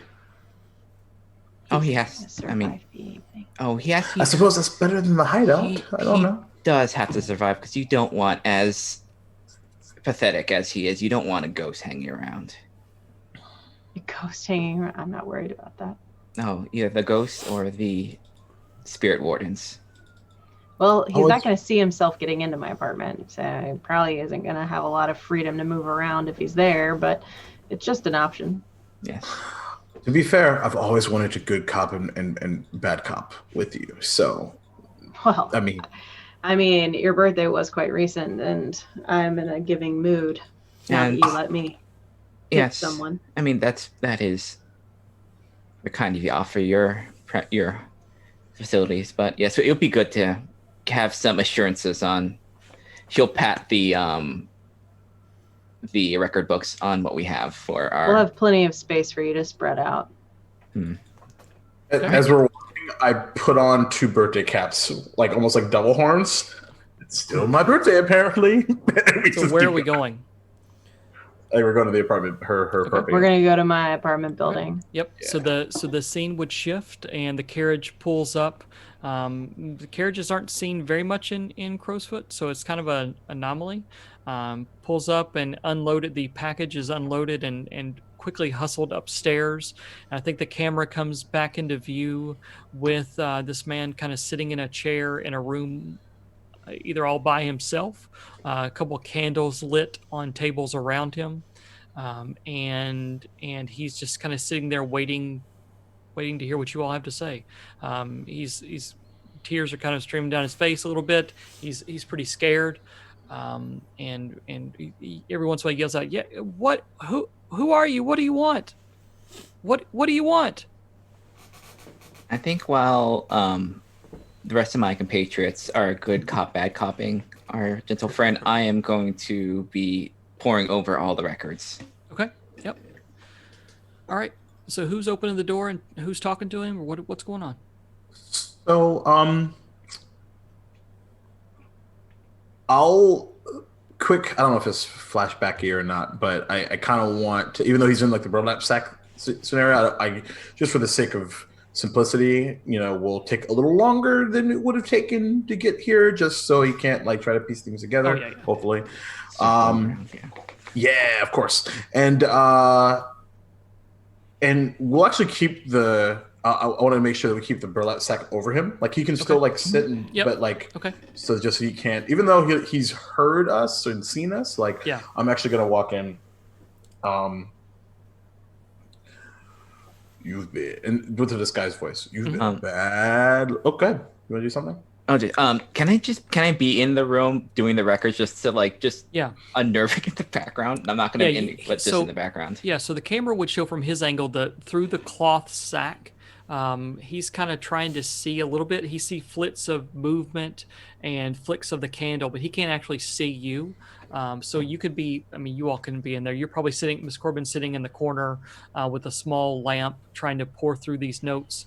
Imagine Preacher is walking around, booted footprints, booted feet, kind of making the click, click, click noise as he walks around closer and closer. He definitely hears the smack of a ladle on a hand a few times from Miss Fritter, and then Ice begins to speak to him. Well, you've had quite a run. Fortunately for you, it is over now. So, we didn't check, but I'll just go ahead and ask you. How much coin do you have on you right now?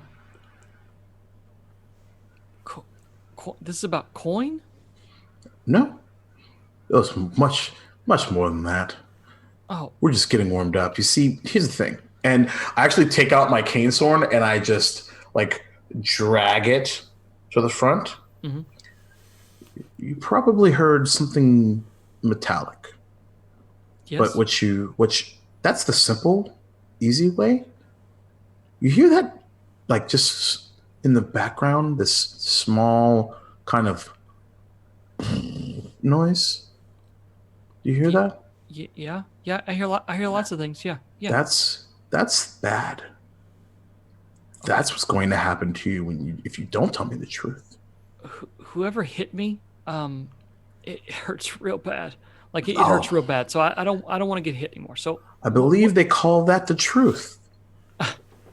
You kind of okay. Oh. Okay, ask your questions. I'll answer. That's fine. So, who do you owe money to? A bunch of people. Who are you most scared of? Let's start with that. Lissa the Crows. 100%. All right. I was thinking I was on my way out. She came by last week and threatened me several occasions. I thought you all were there to get me away from her. Can you? I still have coin. I can pay. Oh. Interesting. I don't have it on me. You understand? Of course not. So, you are breathing still, so that's a good position to be in. Yes. So, where is this money you're referring to? This location? I've got it ready to go. It's in Night Market. All I've got to do is go by and pick it up and get out of here. Preacher, what are you doing while this is going on? Right now, I see myself just walking back and forth behind him. That slow, steady gait that he knows that I'm there. And I would say the moment that he's, like, flirting with this money idea, I think Preacher is just going to straddle his lap and put a revolver under his chin. Just how much money are we talking about here? I'm like, whoa! Delta concerned. Yeah, I've got. Some people already took part of it. I wanted it to go ahead and get ready to leave Dustfall, but I've got I've got like 15 coin. And I think that would be the time that the click of the hammer being pulled back, would resound in the air. Actually, I put a hand on Preacher's shoulder, and just kind of like, easy. See, my friend here just wants to spare your life, and I don't know. I think 10, 15 coins would be worth just to seeing the side of your head explode against the wall back there. But I'm going to give him a minute to talk some sense into you and into me. Alright? So you get a few more minutes to run your mouth, and maybe give us something a little bit more usable than a few coins. Do you understand what I'm saying? Yeah. I don't know what you want. I mean, I've got the coin. I'll give it to you. I'll give it to you if you let me leave. But it's just not enough. Your life is worth more than 10 or 15 coin. It's certainly worth at least 30, 35. You see, kind of his head within the bag. His head kind of shakes. He's like, I sent it all ahead. I had to pay for getting into Aruvia. I sent it all ahead. The Skullwinders haven't given me any money. We signed the paperwork, but I don't have the money. How much you reckon that racetrack of yours is worth? The deal, and actually, Miss Corbin, you see that the deal basically hinged. It was like 150, so a monstrous amount of coin. Yeah. That's the in the books. That's kind of what the final deal was based around. Mm-hmm. I think once he starts kind of rattling off the information. Oh, my dear, you are under the misapprehension that this is an interrogation. This is an audit.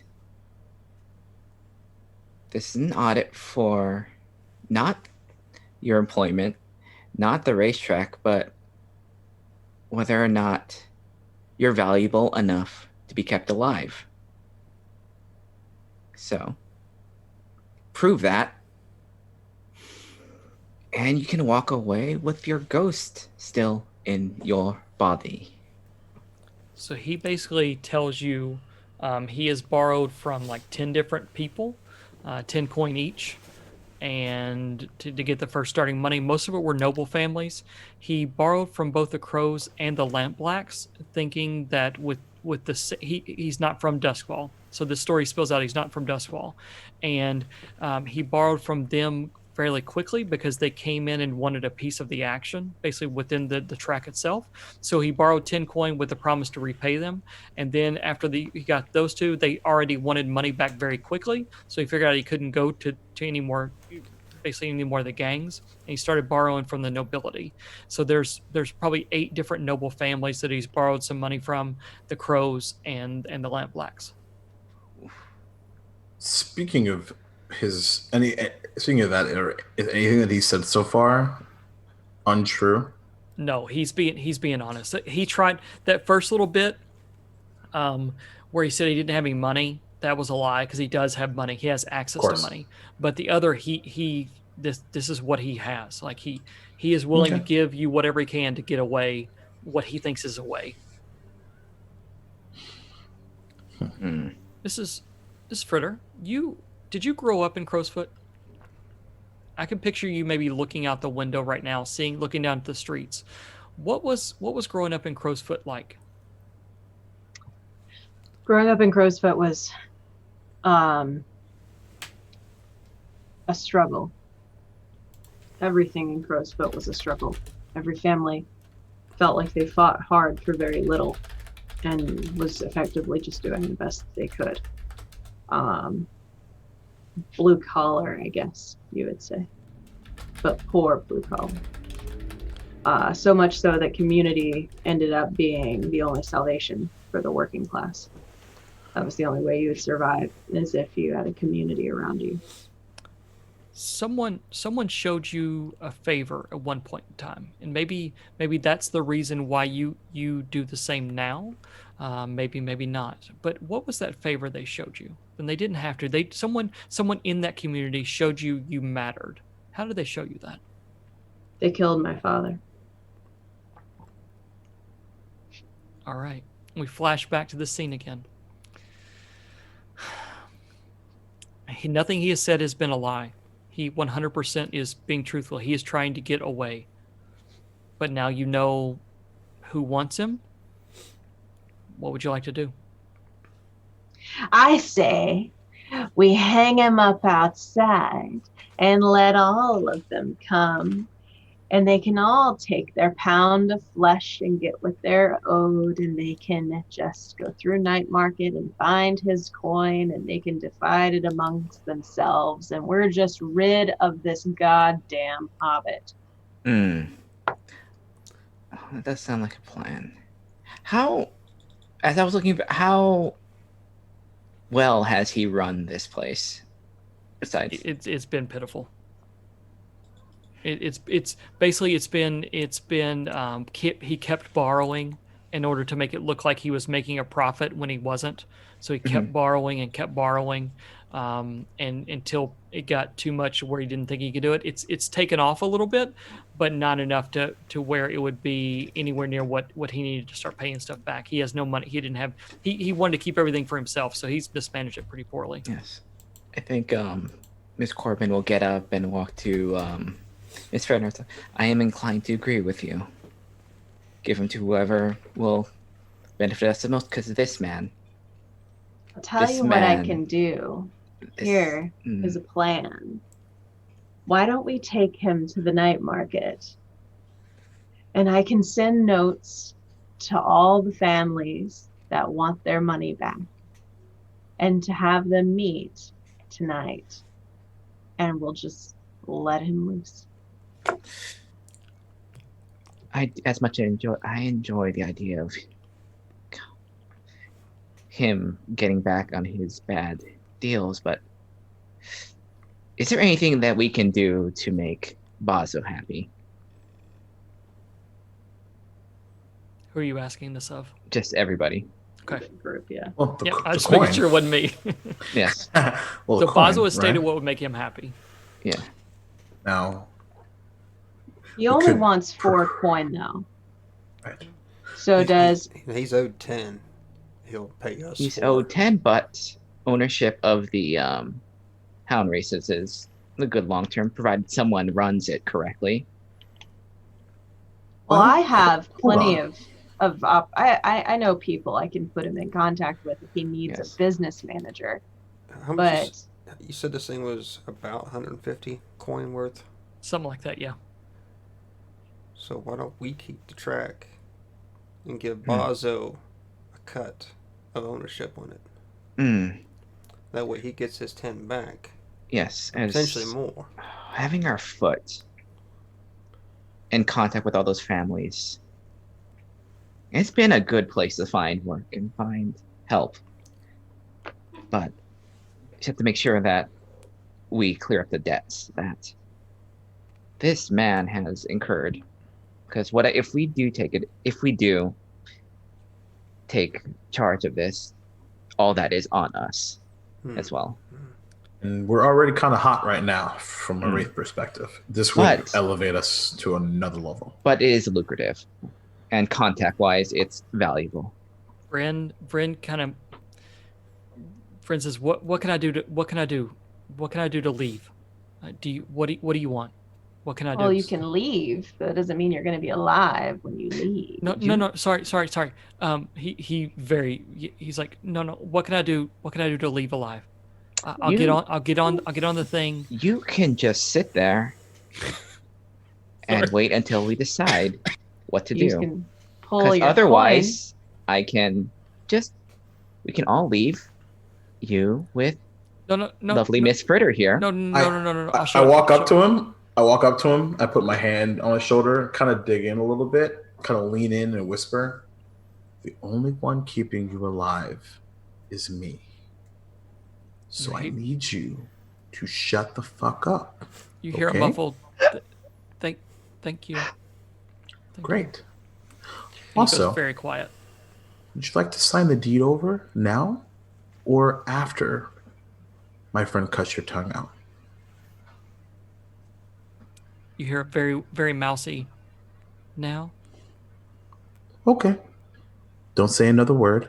I'll be right back. Okay. I tell my compatriots of this news.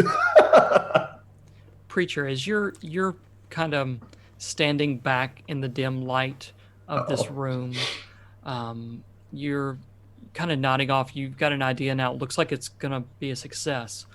And your mind reframes back to what it always reframes back to, and that's that of where your son is and what's going on. But I don't want to ask that. I want to ask, what's your relationship like with your son? What was it like when you all were together? Strained.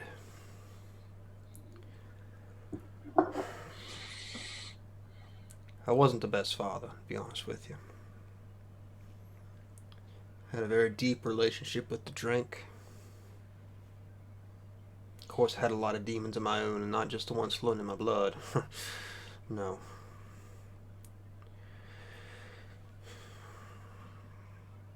See, I did a lot of things to try to rid myself of it. A lot of painful things. A lot of things that didn't work. And,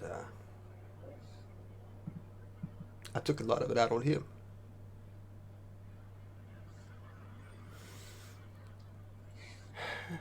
And my worst fears came true as he ended up just like I did.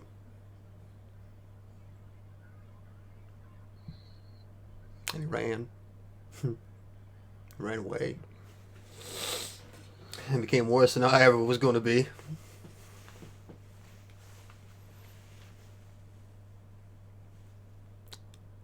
And I'm doing my best just to try to get back to,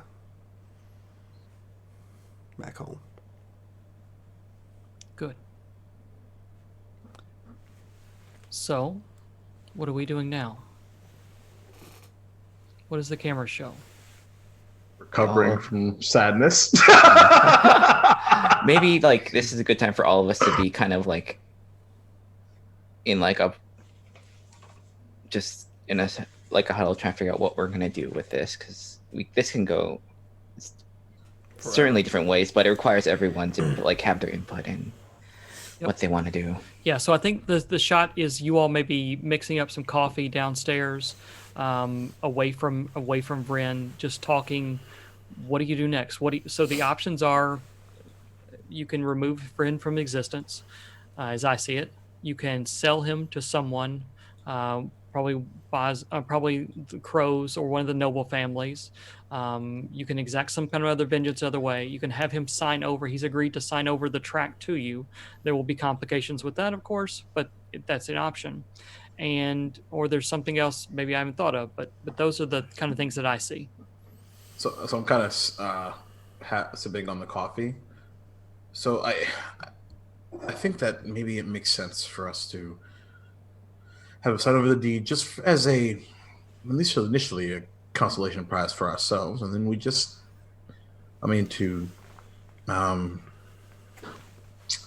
for this point, we just let him loose. But we start with our client, and then let them get a vote in his fate. Yes. On the matter of the hounds racing, it's not going to be as lucrative initially. Everyone's going to come for their piece. Certainly the Crows, certainly the Billy, also certainly the Hive, being who they are and what we owe them, are also going to probably be owed their piece. So, for a foreseeable time, expect this is going to be an investment with very little return initially. And if you can weather that, might be something we can work on. So you're just saying that we're going to have to steal more shit and I'm going to have to be more loud? Oh, no, I don't know if I can do that. Exactly. Well, having a place with all the contacts would certainly make things easier, and having an invested interest in the hive protecting us make sure everyone that we do business with have a investment in us being not harassed and run the place correctly. Miss Corbin, how this client of yours, Bazo Bas, Mm-hmm. would he be willing to front the money that is owed with a larger stake of the track in his possession? That would be up to Bazo, but Bazo likes money up front. And initially, this is the job, not for us, but for him. So it is up to him. This man maybe has the 10 coin, but that should be foremost, is making sure that Bazo is happy, because Bazo is not a delicate man. But what if we, as the co-owners, we just sell it to him? Sell him the whole fucking thing. I can front Bazo's piece, Well, and I have the resources to front the labor for probably a few years without having to come at cost to us. well, there's more than labor. There's taking care of the animals. There's feeding them. There's upkeep on the premises. There's guards. There's all kinds of expenses that we're not thinking about here, let alone the 100 gold or coin or whatever the hell it is that he already owes out as it is. We just don't have that sort of capital to front forward right now. So let's say this before we get too in the weeds on what could happen. We can work all those things out. In the magic of a story, we'll work every one of those things out. What do you all as a group want to do? I want to keep it, Okay. Well, and I want to kill him. So, okay. So let's start. Just there. go around. Yeah. So let's start there. So what I see is this. Hannah's for keeping. As players, what do you all want to do? This is kind of a player moment Okay. where we're I want to keep it. So as a player, what do you all want? I wouldn't mind keeping it, just for one, a front, and two, as a moneymaker. Yeah, like we'll with fixed races and all that. right. Yeah.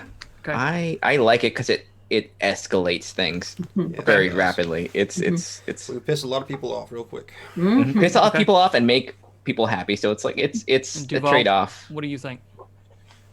What's your vote? I want. Man, this is hard. I'm a bit mixed on keeping it. I'm not sure. I want to, given the other things I want to do. I'm not super confident about going this hot too fast. But I also want to flip him and make him a contact of mine. Because Okay. he knows fucking people, and I need to know people to get what I So, want. can I ask a quick question? From when you're seeing, when you found out that the Wraiths know you were involved, was it you specifically, or was it all of us? Because the description was a man question. matching your appearance. I think I've been playing it as me specifically. Just you specifically. So, like, from that point, as long as you're not the face of this, no one has to know you're necessarily involved. If that makes sense. That's a fair point. We can make Miss Corbin the face of it, Silent. who's Yeah, far more articulate and less controversial than the lunch lady that breaks people's legs. Or if Preacher wants to, put his revolver down, he could do it too. But I think there's a way for you to not be the face of this, and you can still be an active participant. So let's do this. Let's push forward. You all are going to have him sign over the deed. We were almost nearing our time here on as far as being done for the night. So we're going to let everyone think about these things, and we'll cover the mechanics of how this is going to work, because I never dreamed that score 2 you would own a racetrack. I don't know why. I guess again as a GM, just whatever. All right, great. Let's do it. So I never thought this would come to this, but I'm glad that it did, because it's freaking awesome. As long as you all as players want to do this, so we can work out all the details. Don't worry about any of that stuff. We'll work it out. So in the scene, the next scene cuts to him signing over the deed, and he basically says, "I did this earlier with the Scovlanders, so you're going to have to get it. You're going to have to get this in quick." So we'll work that out as far as how that goes, because he'd already signed one deed over to the Skullenders. What happens to Vryn? Oh, Miss Corbin doesn't care what happens to Bryn as long as we get what we want, so she'll leave it up to Okay, so people Miss that have a Corbin's stake in it. abstaining. I got this.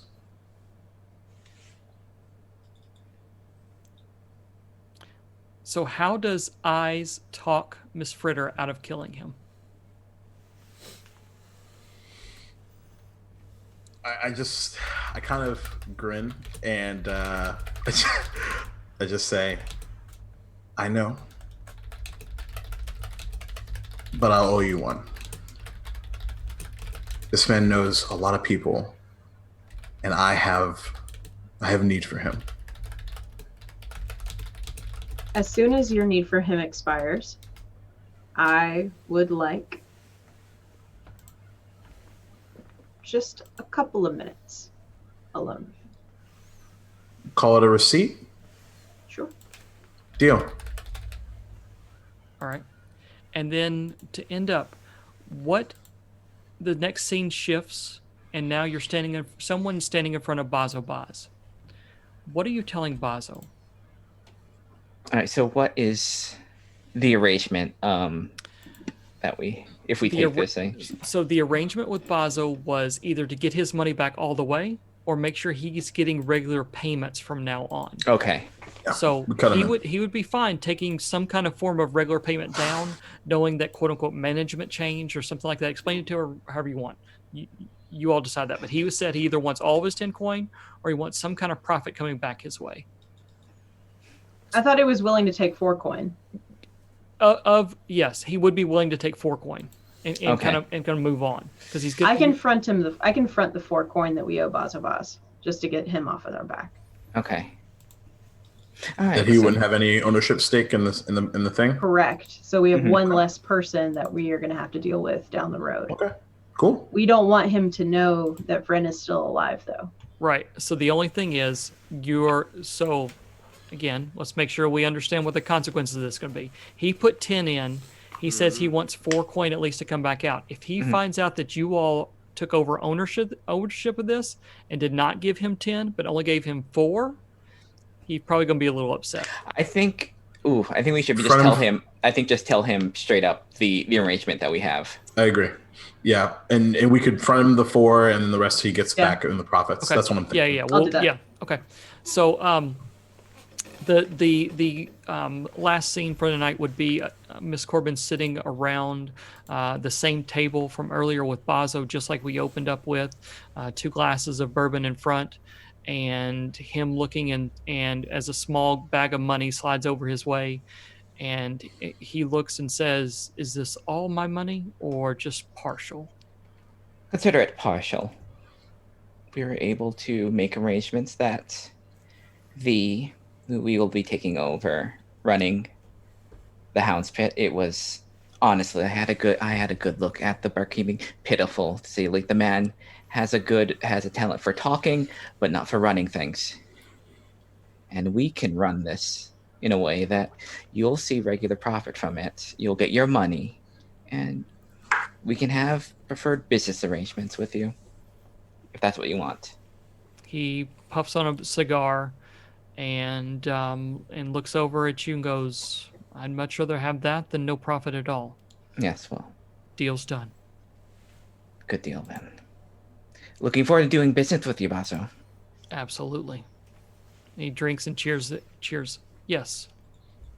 Can I just do one last scene with our fine feathered friend here? Yep, with Vryn. Yeah, friend. Okay. So we'll cut to the camera walking down the street, ending in an alleyway. And well, congratulations. You probably didn't think you were going to get out of there, did you? No, I didn't. So there's something extra that we need to talk about. And I actually hand him a disguise kit. Okay. And I say, you're going to need a new name. You're going to need a new identity. We're going to have to find you a new occupation. And you are mine. Oh, shit. And that's it. Okay. As you you probably set him up in the little slum tenement apartment at this point in time. You know, tell him you're going to come check in on him. He nods his head and closes the door behind him. And as you turn around and put your back to the door, you kind of remember why you're doing all this. When's the last time I saw his son? Let's see. It's been a couple of years.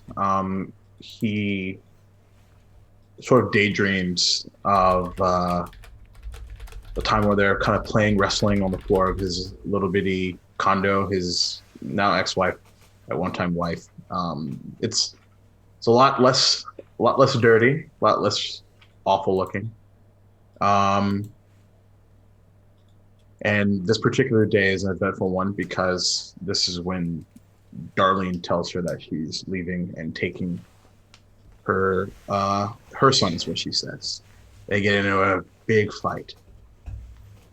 And he says some things he probably regrets saying, and essentially calls her bluff. You're not taking him.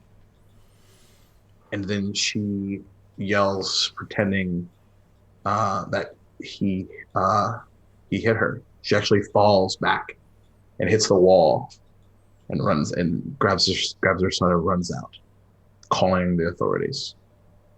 What's your son's name? Son's name is Joseph. Joseph. And how old is Joseph now? Joseph was about 3 at the time, so he's about 5 or 6 now. So that's where our scene would end, and our score would end for the night, with Eyes thinking back on why he's doing what he's doing, and looking forward to the day where he gets to hang out with his son again. Breeze kind of sighs and walks off into the darkness. Absolutely, and the camera would fade behind you. All right, that's where our score is going to end for the night. Nope, didn't plan that one at all. Didn't see that coming. And but yeah, we're definitely going to get into it. One of the things about running Blades in the Dark is that you don't have to plan too much, because the players are going to give you things within the score, and things, the world feels alive. Things are going to happen that is going to mess with what you do, and I love that. And so this definitely will give us much ammunition for later down the road. For tonight, I am Nathan, use he, him pronouns. We found it Not Another Nate on Twitter. Happy to talk with you and everyone else about Blades in the Dark or RPGs in general, whatever we can find. But wanted to thank you all for coming out. I'm going to pass it over to Saevrick real quick so we can do the giveaway, and then we'll do our outros. Absolutely. So we got a couple entries here into our giveaway. I guess I'm just going to do it now. You guys good with that? Yep. Sure. Cool. All right. Looks like our winner tonight is Witchlight. Yay! So Witchlight, if you could, or Hannah, either way you want to do this, get a hold of each other, and she will get that out to you as soon as possible. You good with that, Hannah? Okay, cool. So I'll go last because I want to close the stream out. So Yep. Whoever would like to go first. I guess I'm already gone. So Jacob. Sure. Yeah, I'll go first. Yeah, absolutely. Hi, everybody. Woo, what a game. Holy shit. Anyway, I'm Duval King Jacob on the internet, Twitters and the Instas. It is a dream to be here with all of you with this absolutely ridiculous cast of insanity. You can typically find me on Tuesdays on twitch.tv/threadraiders, playing a little crazy half-orc ridiculous fighter in a stream called Geek Attack at 9:30 p.m. Eastern Time. You can also find me there on Saturdays at 3 o'clock, playing a little Icewind Dale action, and we're gonna die. It's gonna be great, and Corey's going to kill us all. Anyway, so that's a lot of fun. Right? Mostly you can find me on Sunday, every other Sunday, on twitch.tv/SoMetaGames. I'm the host and dungeon master of a little show called Duval and Dragons, and it is once again, can't believe that I get to do that every other week. And if you are not busy on Saturday, before the Icewind Dale game, I'll be playing on Paradise RPG on a one shot at 10 o'clock a.m. Eastern, and then Icewind Dale. And then after that, at like, I don't know, 8ish or something, we're going to be on Somatic Games' channel to launch a Dragonlance podcast. So I'm really excited about that. So check that out too. And I have too many things to plug apparently. So thank you all. I love you all. It is amazing to be here. All right. Shauna, you want to go next? Yeah, sure. Oh god, this is so much fun. I love everybody, and we are maybe in over our heads with what we're doing. But you know what? Heck, that's fun. Who knows? Yes. But yeah, delightful time. But yeah, I'm Shauna Flying Cirrus on Twitter and every place else where I have the games I play and the art that I do, including the art I did for this stream. So there should be more amazing forthcoming. So hey, thank you. But if you want to catch me next time, I will be on WebDM's channel tomorrow for Reality Raiders 3, a Toward Eternity game where we are just it's an 80s reality hopping game, and it's been so fun. We're fighting a dinosaur, and it's super fun. And on Saturdays on Level Up Dice, 1 p.m., it's first session of our Scion game where we're playing gods and little godlings, and I am playing a kitsune who talks to spirits around her. So it should be fun. Awesome. All right, Hannah. Okay. I'm Hannah. You can find me on Twitter at Stop That Old Woman. I play in this game, and it took me a second to remember our Star Wars game on Saturdays, also on this channel. And that's about all I really do. So find me on Twitter. You don't do Except for something you else write now? and be I thought- awesome? don't you do something else now? I mean, like, I write stuff, but like, Kind of write stuff, Yeah. you know. Hire Just- her. Write awesome stuff, you know, just whatever. Okay, no big deal. All right. And Saevrick. Okay, well, I'm going to close this out then. I have been Saevrick. I've been your preacher and your best friend this evening. Holy shit, guys, this is a lot of fun. And we are terrible fucking people. Let's see, we got this going on every Wednesday at 9 p.m. for some time still, which I'm so excited that it's not ending anytime soon. And on Saturday, like Hannah had said, we have a Star Wars Old Republic game, which is a D20 Star Wars game. Think like D&D 3.5, but better. We won't be playing this Saturday, but we will be playing the Saturday after. Normally we be playing every Saturday, but this week's just a special case. So unfortunately, we'll have to delay until the following week. And once again, congratulations, Witchlight, on your win there. That's super awesome. I'm really excited for you, and I really think you're going to enjoy this game. Other than that, I have nothing else going on. So if anything else you guys want to say, or good? Just thank y'all my for jumping God. in. Oh, just What a wow. Just wow. That's it. Like, fuck. It's crazy. Beautiful. All right. Well, with that, then we will say goodnight. We hope you all have a lovely, lovely rest of your week, and we will see you next Wednesday. Bye-bye. Bye.